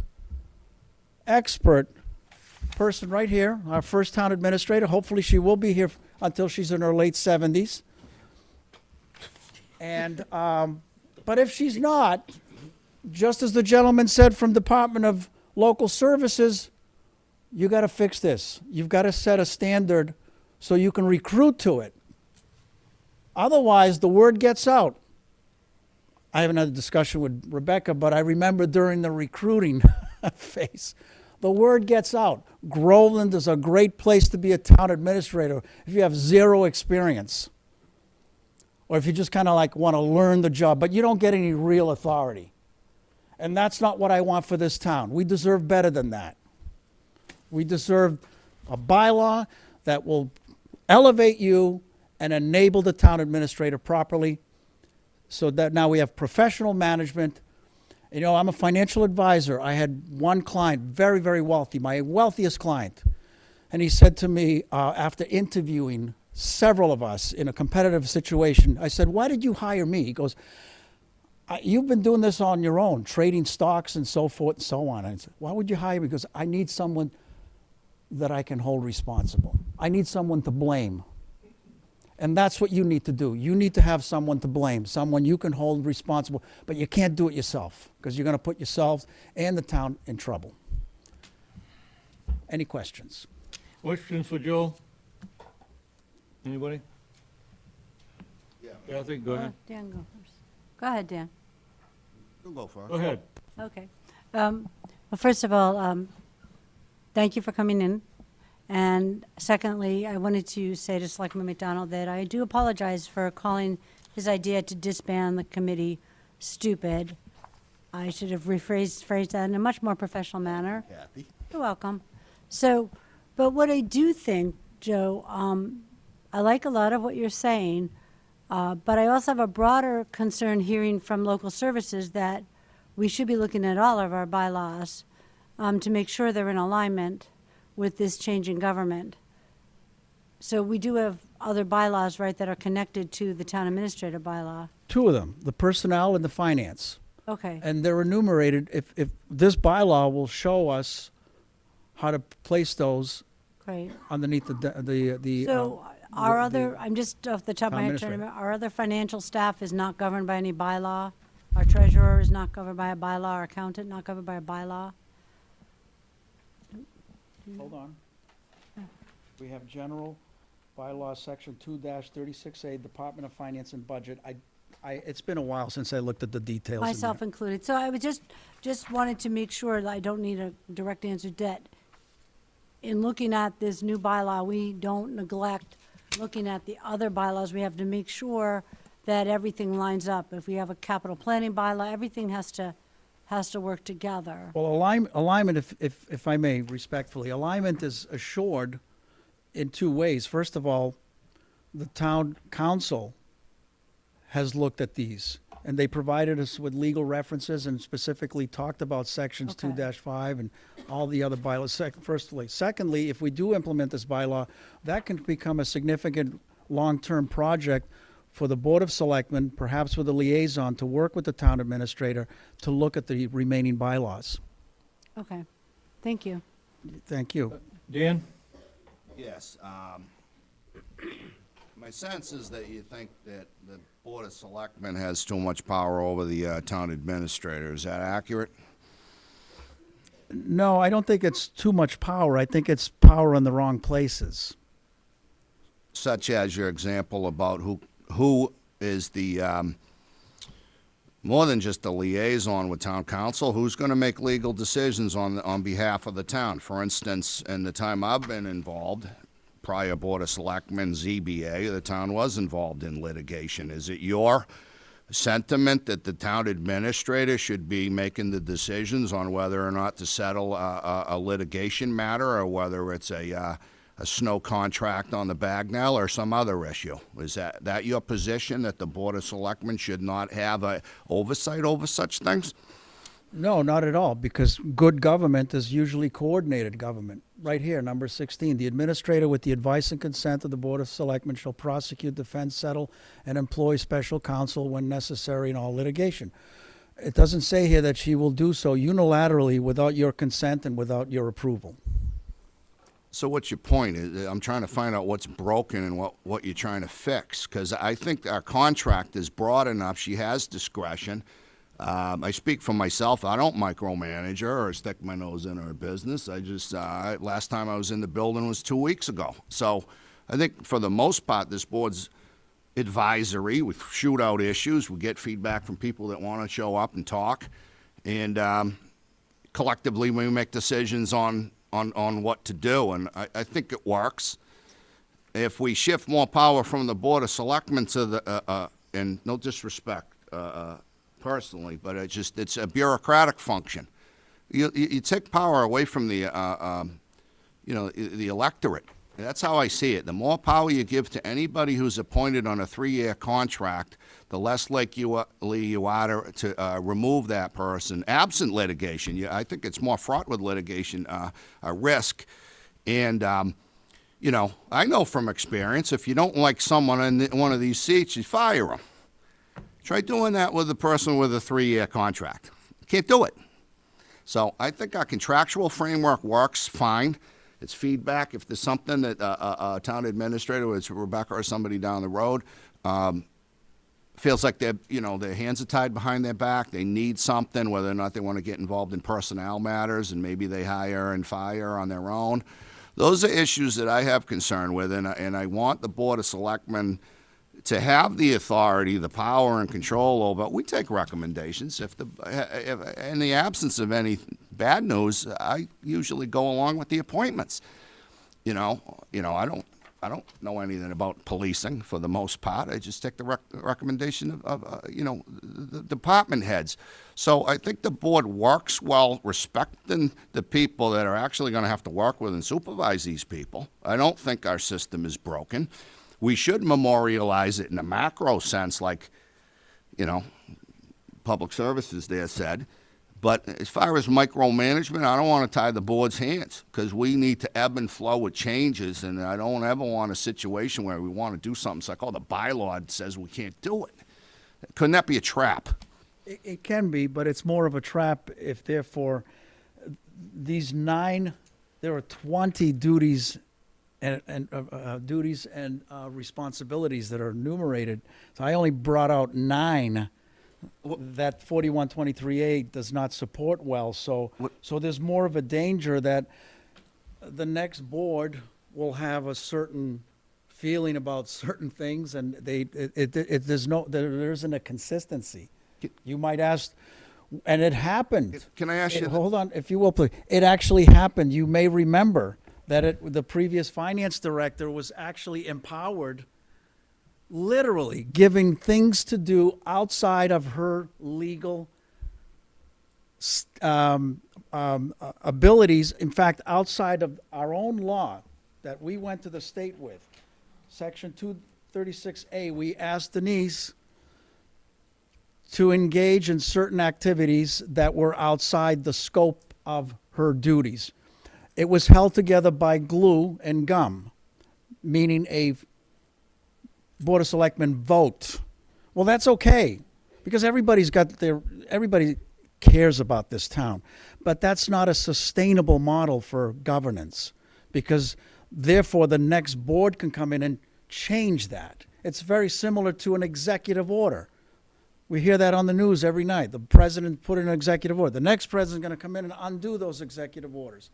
That's the kind of structure we have here, because 41 Section 23A is woefully deficient in several areas. We've captured 9 out of 20, and we feel very strongly that this bylaw, but the other thing is, we're not leaving you out. We wrote this, but we're inviting you to help us finish it. Mr. Chair. Follow-up question? Yeah, Joe. Have you compared what you've written in the draft bylaw to the contract in existence? No, I haven't recently, no. Can you do that? If you were to have a charge, that would be my request. I mean, it's up to the board if they want to have you look at that. But I think you ought to put them side by side and see if some of your issues are already addressed. Because we went through, I don't know, it was lengthy, but it was involved. And I thought it was well thought out, and we came to a meeting of the minds, and I think the contract works. So I think maybe your bylaw should be modeled in some part, if not all, of the existing contract. It may be moot. We've already addressed the issues, in my mind. And if you want to add responsibilities, we need the input of our current TA, because we have a contract. But if you want her to do more, she might have something to say about it. I think you bring up really good points, and I'd be willing to take a look at that, but that was the point. Why don't we convene a team of 2 of you, me and Rebecca, and we hash that out. And then if we get to a point where you can vote on something, we'll have it ready and presented to the town meeting, so the same 100 and so people will come, and hopefully we got 78 of those people say the same thing, yes. And one more thing, if I could. last time I spoke on it, right, and I wanted to disband it, right? Maybe, you know, I'll have second thoughts on that. Maybe you sway me, all right? Maybe you don't, maybe you have unfinished business. But I want you to look at the contract, but also, what was I gonna say? Lost my train of thought here. It was premature, that's what I wanted to say. That was what I made at the last meeting, I believe it was. We're only into, what, six months of a brand-new job, a brand-new structure. Is there enough time that's lapsed where Rebecca can give feedback to you and you can give feedback to us as to what's broken and needs to be fixed? I don't think you've given it a chance to evolve. So I don't think that this is ready for May. It's probably ready for next May.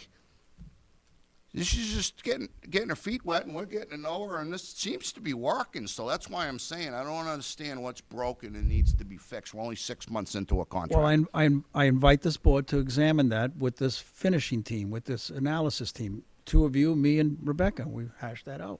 I'm willing to do that. It may be premature. I don't know if it would be necessary to reconvene the town government study committee, because, you know, that's a great way to kill something, is just throw it into perpetual study. And I don't mean that that's your aim. I think your heart is in the right place, Dan, and I understand. No, I like this discussion better than throwing it in a subcommittee. That's just like, Yeah, but why don't we have a, go get me the witch's without broom. quorum on this board, two of you, Rebecca and me, we sit down and we go through doing that as an opening exercise. Dan, you all Because I'm an set? open-minded person. Jason, you had something? What did you call that committee? A finishing committee? Finishing committee, Finishing committee? town administrative finishing committee. I think the town motion. council would be very, very intrigued that we're coming back after a long period of time and say, yeah, we'll look at the changes you want to make, because they love this. They were all set with this. This is ready to go. Yeah, I've got questions, but I do make a motion that we put together a finishing committee with myself and Dan, Joe, and Rebecca to go over this. Okay, there's a motion I'll second that. and a second discussion. Kathy, do you have something to add before Jason made the motion? Well, yes, I was on the financial board when we put together the bylaw for the finance director bylaw. And we had that for what, 20, 30 years. It worked really well. So I hear what Selectman McDonald is saying, that it's working well right now, and I would agree, it's working well right now. But it's also, Selectman McDonald said, we're only 6 months in. So to have the most important position in our town administrator is the highest administrative position we have right now, next to public safety. This is where everything stops or gets going.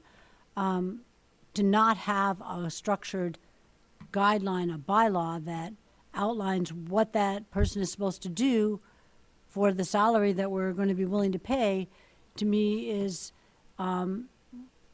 not taking on our responsibilities as the executive board for the town. We should make sure that the taxpayers are getting what they need from this position, that this position is responsible for the things that we presented when we argued for it at town meeting. I've looked through everything. I do have some comments and questions on it, and I'd be glad to submit them to the finishing committee, and they can bring them to you, and you guys can get to work on it, and that would be great.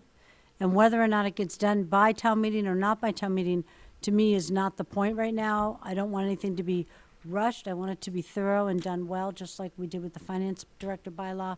So if it's not ready in time, then it's not ready in time. But if it is, it is.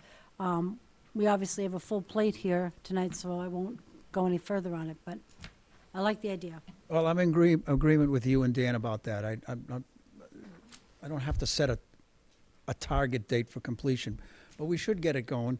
Yep. Because 6 months is not a long time for those of us that will show up at a meeting twice a month, or you a couple of times a month. And I'll be on record, I have had no discussion whatsoever about any of this with Rebecca. But in my view, 6 months is an eternity for someone that works in it every single day. And so we have a duty to the town administrator, as well as to the townspeople to put a finish on this in a timely manner. Go ahead. I just want to clarify one thing, since I know for myself, time is usually a big blur, but I believe we signed that contract in November, It's been a year, so it's been over a year, not 6 months. well, a year, Oh, in the wrong year? Jesus. 6 months a year. Close. Joe, If he has any questions? Joe, just a couple of questions. Since I've been serving on the board, the question that I get asked most often is, people ask me that, how do I get rid of people on appointed boards that we have a problem with? They've been there too long. They don't think that the way we do. And basically, they say, if it's an elected position, and the person that's elected comes down with that fatal disease that the voters get sick of them, they vote them out of office. They can't vote an appointed position out of office. And this is very frustrating for some of the people with these appointed boards. And then, in the past numerous years, the town has been moving away from elected positions to appointed. And it's caused us a problem because if they're not doing their job, they can vote them out of office. If a person on a appointed board is not doing their job, I'd have to tell them that you have to go to the Board of Selectmen, get a majority vote of the Board of Selectmen, and they don't appoint that person. Well, it's very difficult. It might take 3 elections in order to do that. And by that time, the person that made the complaint probably moved out of Groveland. So that's one thing I see about moving all of these elected positions to appointed. And an appointed committee, you can't remove people very easily. The other question, these 20 items that you have listed here, Yes. can you point out what is the difference in any of these selections between a town administrator and a town manager? There's very little distinction, but there are weak forms of town management, as the DOL gentleman mentioned, or you could have a specialized town manager so that they're mostly financially focused. So a town manager is more encompassing, and I think in a matter of practice, it's just, if it's a big city or a town, you might have a town manager, and if you have a smaller town, or if it's shared, it's a town administrator. So there isn't an official title that says, this is the real difference. In other words, you don't know. There's not much difference. There's not much difference. That's exactly right. There's not much difference, but if you read over all of these items, Yes, which I have. basically, I know you have, basically, one of the only duties of the Board of Selectmen is to appoint the town administrator. And basically, that's it. And if you read through these, that's all they got to do. So, with your bylaw, why didn't you go back to 3 members of the Board of Selectmen instead of 5? The Board of Selectmen was made up of, went from 3 to 5 because of additional duties. Well, now, if the Board of Selectmen only have to appoint the town administrator, why didn't you suggest going back to 3 members instead? Well, additional duties in the form of you becoming a liaison, because volunteerism continues to decline nationally and here locally. We have significant vacancies in committees and boards. So one of the reasons for a 5-member board, understanding that historically this is what's happening, is that you would be able to literally fill in either as ad hoc members or as liaison to get things to happen. So it's not an expansion of duties, it's to prevent the ship from sinking because there's not enough sailors on it. I'd like to offer an amendment to the motion to also include looking at the contract of the town administrator. I think that would be important. I think that's a great idea. I welcome that opportunity. And I'll make an amendment to the motion to have the committee look at the town administrator contract and see the differences. I agree. Is there a second to that? I'll second the motion for the amendment, Motion for the amendment. but I still have discussion. All right, well, we'll vote on the amendment. Is there any discussion on the amendment?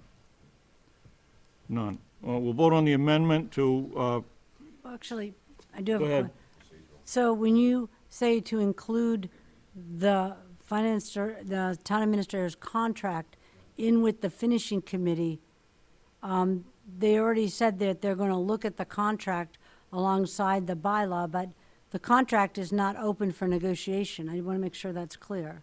it had nothing to do with open for negotiation, but I think it was partly, Okay, because I think it was already in the discussion, if Yeah. Joe had already said they were gonna So, look at all it, right, so we, I don't even think you need an amendment. all right. There's a motion, there's a second to include the, looking at the town administrator, Expand the charge, excuse me? to expand the charge. Yeah, okay. To look at the, contract. Any other discussion on that? Yes. On Go just ahead. the amendment. I wanna On the have. amendment, on the I amendment. want to have a specific statement as this expansion of charge with respond. What are you going to do with the town administrator's contract Look at it. specifically? Take a look at it and see what the difference is in some of these recommendations, these 20, and the town administrator contract. Go ahead, Dan. Couple things. Time flies when you're having fun. I'm sorry, I felt like I was only here, you know. It seems like yesterday. Wow. But anyways, I thought under the contract, and we were supposed to like review and talk and get feedback. I'm not sure we did that in the last year and a half, not 6 months. Did we do that, board? That's, So With the you're talking TA about a position. review. See, this is what I'm concerned about. You're going to have the we should town. get, we should town get ad- feedback, though. Well, you're going to have the town administrator in a small group meeting, and then you're going to place the town administrator's contract on the table for discussion purposes. And I don't know, I mean, if I was the town administrator and I was trying to help you look at a bylaw, I'd be more than glad to help you do that. But if you throw my contract on the table and start to pick that apart, Yeah. I guess I'd be a little bit like, what's going on here? So I'm a little concerned about throwing that onto the table. I would prefer that you all review the contract on your own outside the meeting and discuss the bylaw in the meeting only. Because I think a sub-quorum of this committee discussing the town administrator's contract is improper. I don't think it's proper. Raising the issue, there's a problem with stepping in traps here. We have a 3-year contract, okay? That's public knowledge. That's in the public domain. The issue is if you modify the bylaw without talking to Rebecca, and if she needs confidentiality in an executive session and counsel and all of that stuff, that's her prerogative. But I think there's a potential to step on somebody's toes modifying what is. That's what I'm guarded about. I think I'm in agreement with you on that, maybe just the approach on it. I So think I agree maybe with the you. charge shouldn't include that.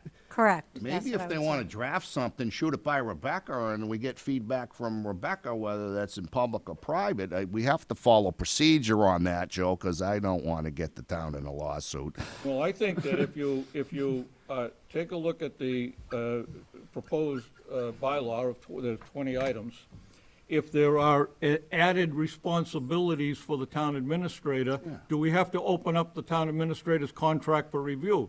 Because if some of these items, and I can't pick out any right away, but if you're looking for the town administrator to do additional things that are more over and above her contract, do we have to open it up for renegotiations? It's really simple. If we get That's what I thought, so that's why I made the motion. It is. It's really much simpler than that. If we put this finishing team together, we look at the bylaw, and we make some changes, even if we completely ignore the current contract, then we can vote it in, and then it becomes effective at next contract negotiations. Really that simple. All right, so there's a motion on the floor, thank you. There's a motion on the floor on amendment to, for the, what do you call it? What committee? What do you call it, Finishing committee. Jason? Finishing committee. Finishing committee, thank you very much.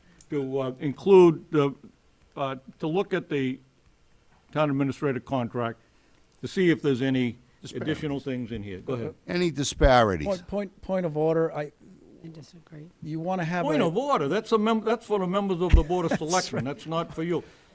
Go I'm a ahead. volunteer, shoot me. Anyways, no, I appreciate that, and I apologize for being but the point I guess I want to make is, my suggestion is that you deliver a charge for a sub-quorum of this committee with Rebecca and I for the purpose of studying the administrative bylaw, not the contract.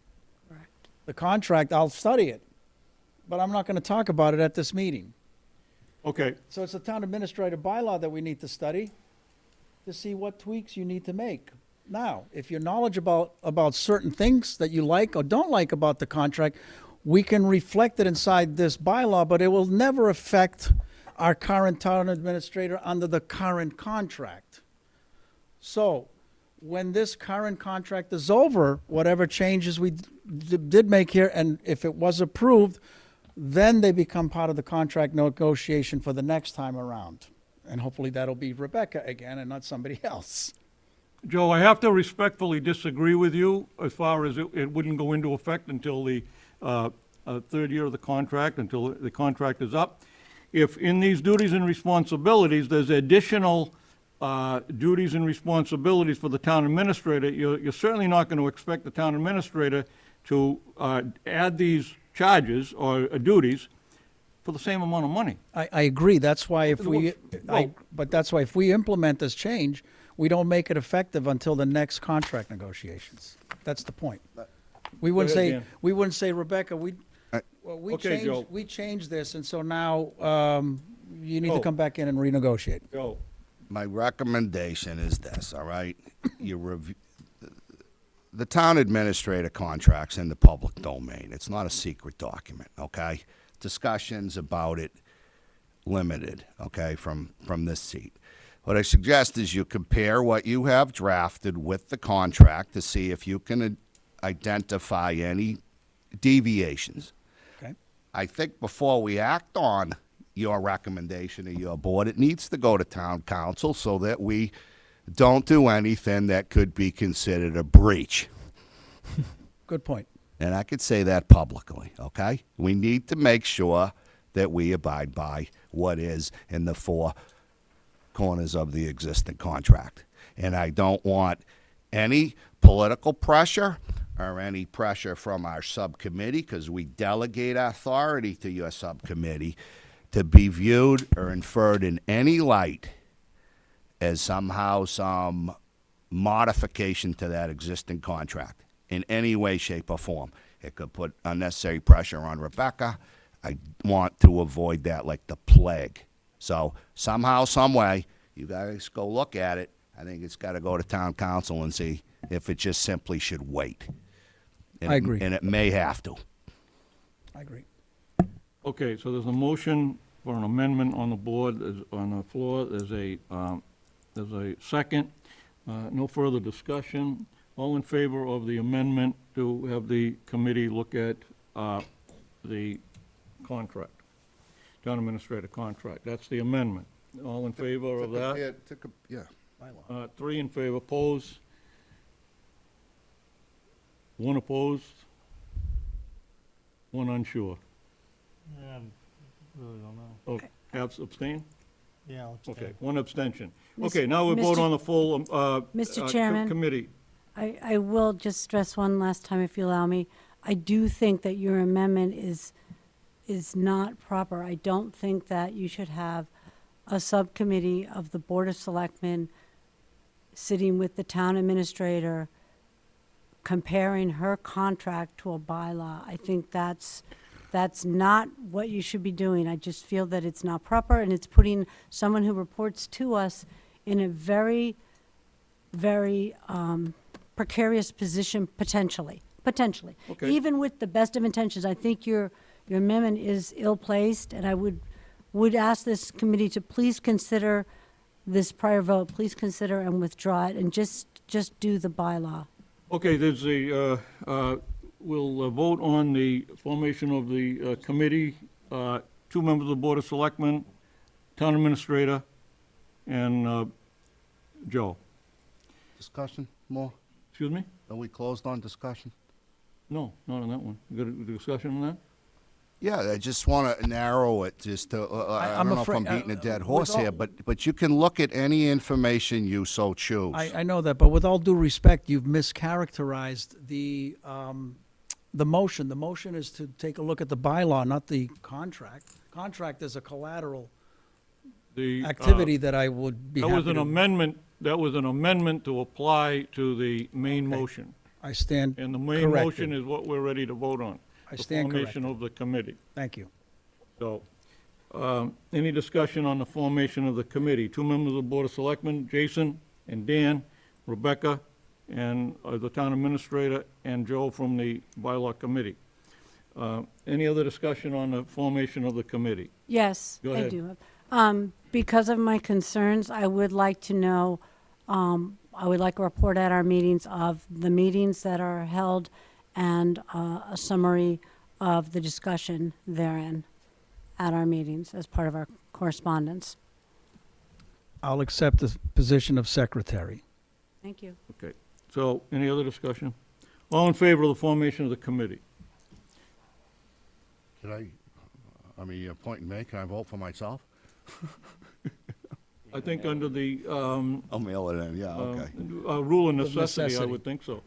All in favor? Rule of necessity. Four in favor. Kathy, opposed? No, I'm abstaining because of your amendment. Abstention. Okay, motion carries. Thank you, Joe. Thank you very much. I really appreciate it. Happy holidays. Finishing committee. Okay. Next. Fiscal year 2024 capital improvement plan. Rebecca, did you have something on that? Thank you, Mr. Chair. So at the last meeting, we had voted to table this item. Again, I present to you the three scenarios. As we had detailed at the last meeting, the use of the certified free cash would remain the same in all three scenarios. We are not proposing to touch any of the stabilization fund, nor are we proposing to use any capital. We do plan to use some ARPA monies in each of the scenarios, and that is where you'll find the biggest differences. Scenario 1 doesn't include any use of any of the additional bond premiums that we had discussed at the last meeting. Scenario 2 does incorporate that. And then scenario 3, the difference there is that it includes the use of the bond premiums as well as the proceeds from the sale of the town building.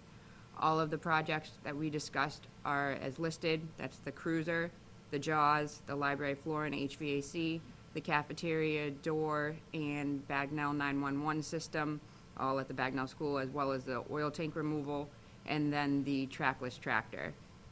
So those are the three scenarios, and if you're looking for a recommendation from me, I would propose scenario number 2. It allows us to use more of our ARPA monies at our will, as the Board of Selectmen can vote, and it also lets the proceeds from the sale of building continue to be invested and earn interest. Okay.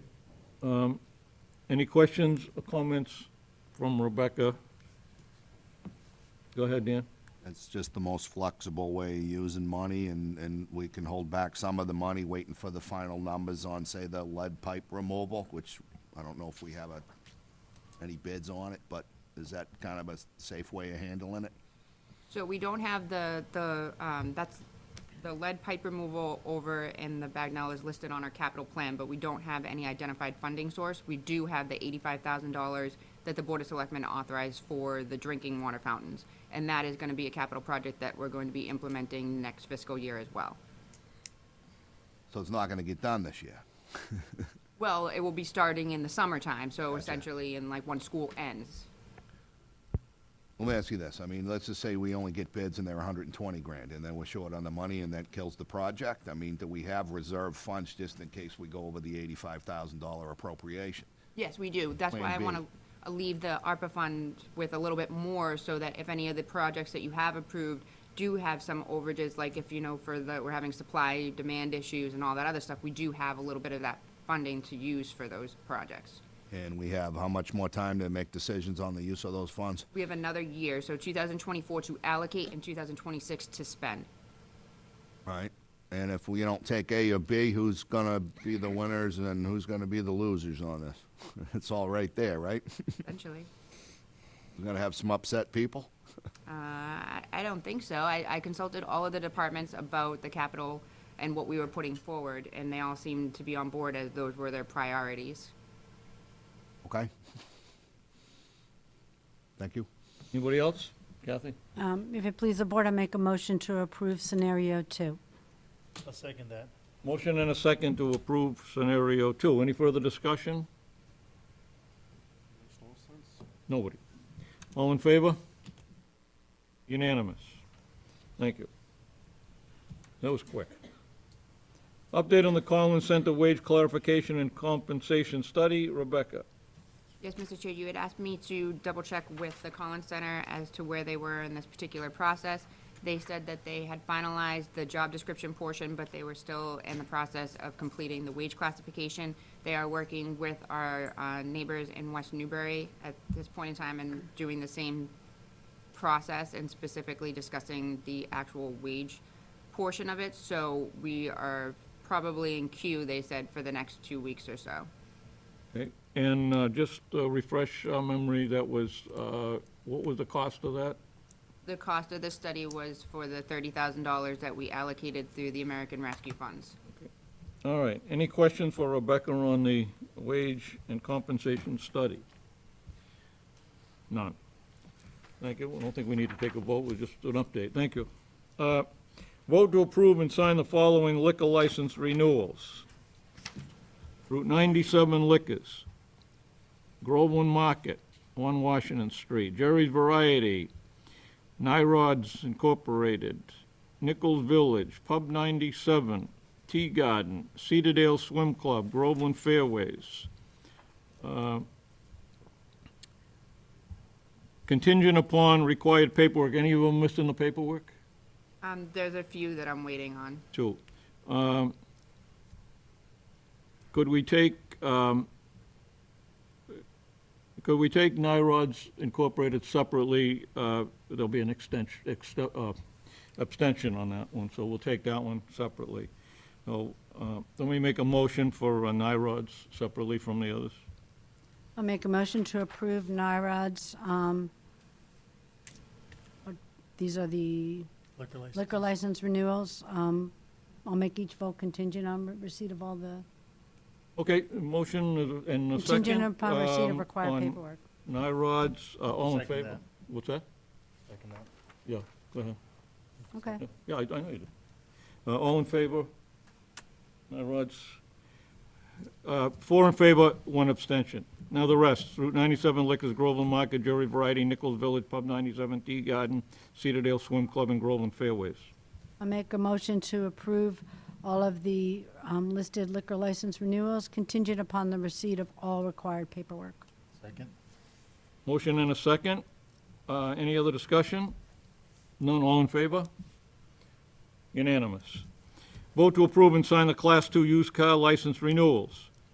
Vote to be contingent upon receipt of all required paperwork. Quick Service Transportation, 737 Salem Street, Greenwood Auto Body, 863 Salem, Groveland Auto Repair, 944 Salem, Auto Repairs Incorporated, 923 Salem Street. We have somebody here from Quick Towing, if anybody has any questions for them. Thank you for being patient. Thank you. So I'll make a motion to approve the Class 2 used car license renewals contingent upon the receipt of all required paperwork for the list of companies just read. Okay, motion and a second. Any questions? Any comments? Discussion? None? All in favor? Unanimous. Thank you.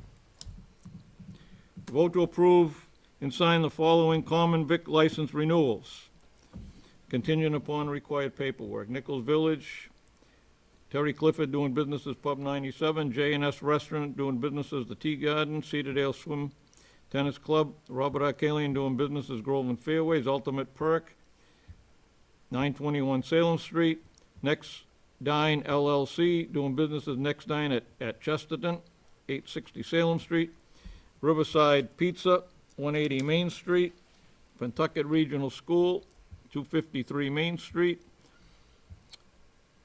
Conservation Commission doing business as VZ Memorial Park, 201 Washington. F&M Company LLC doing businesses Your Place and Ours, 8 Elm Park. Groveland Pizza Grove LLC, 990 Salem Street. Jeff and Maria's Ice Cream and Food, 928 Salem Street. Contingent upon required paperwork. Motion? I'll make a motion to approve the list of common vicular license renewals contingent upon receipt of the required paperwork from the list just read.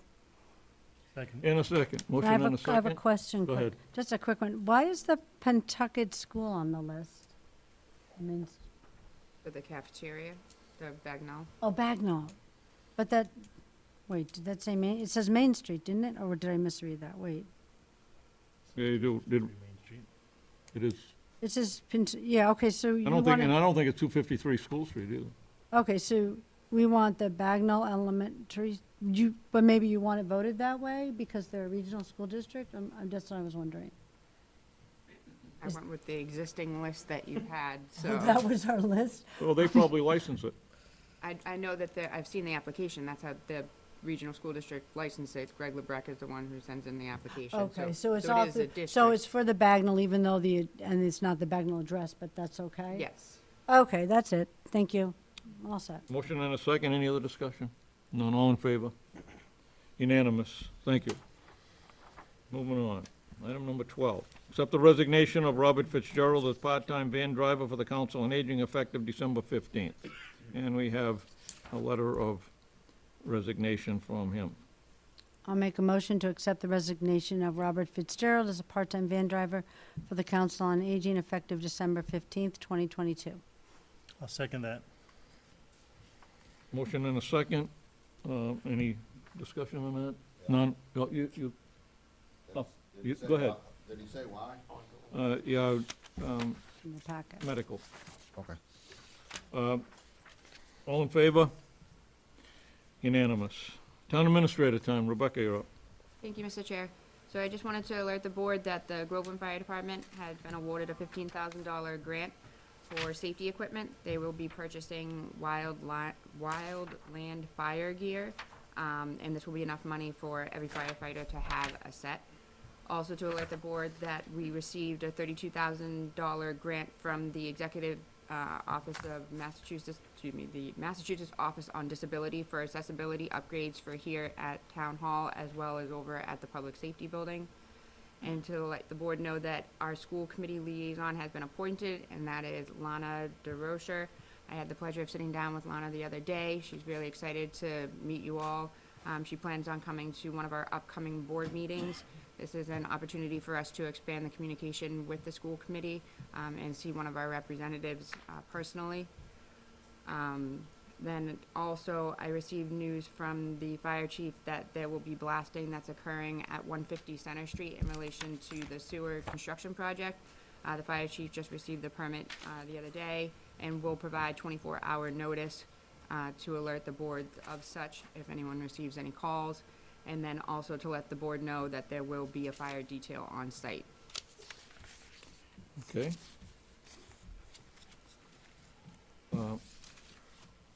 Anything else? That's it. Selectmen's time and reports. Kathy, do you have anything? Yeah, I had a few things. I went to the Pentucket High School Jazz Cafe. It was well-attended. It was held in the lobby of the new building. They made good use of the space. I encourage residents to try and go next year. Now you can use the balcony that overlooks it. It's an incredible evening, great music, talented musicians, a lot of fun for everybody.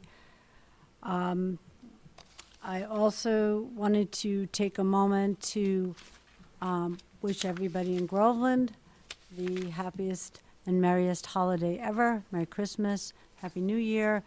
And to those of you families here I know do have sons and daughters that are serving that may not make it home, and let them know that we're all really proud of them and wish them a Merry Christmas as well.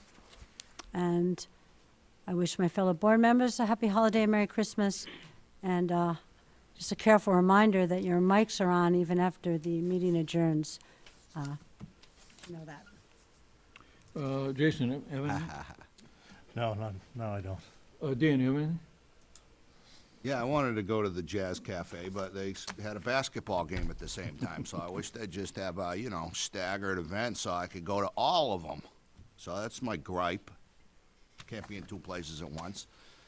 It was a tough basketball game, too. It was in the new gym. But anyways, Merry Christmas to everybody out there, and Happy Hanukkah, and whatever your faith, happy holidays. Appreciate it. Mark? I'm good. Okay, I just got one thing, I think. It just, a colleague, Mark Parento, along with others in the crew, did a Santa ride yesterday. Steve Collins, the Medicos, Johnny Medical, Pentucket Paving, who else? a few other people. A few other A few people. other elves. If anybody didn't see Mark in his elf uniform, it was a sight. Missed that too. It's for the kids, so gives them a good laugh. Yeah, it was a good show. Other than that, I don't have anything. Old or unfinished business, I don't have anything. Anybody got anything on that? Yeah, just a quick update on 46 Washington Street. The survey has been put on hold because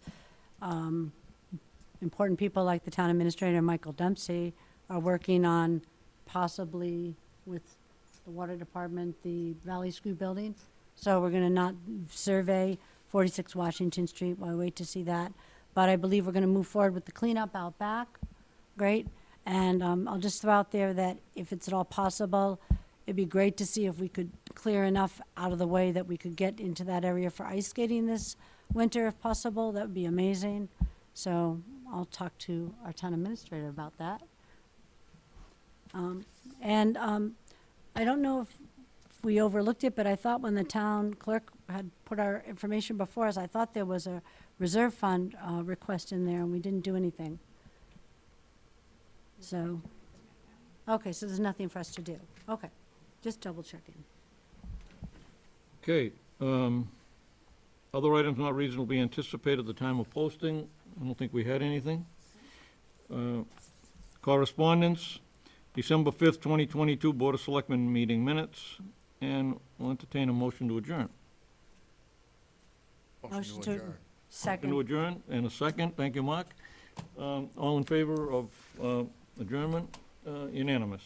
And thank you, everybody, for attending.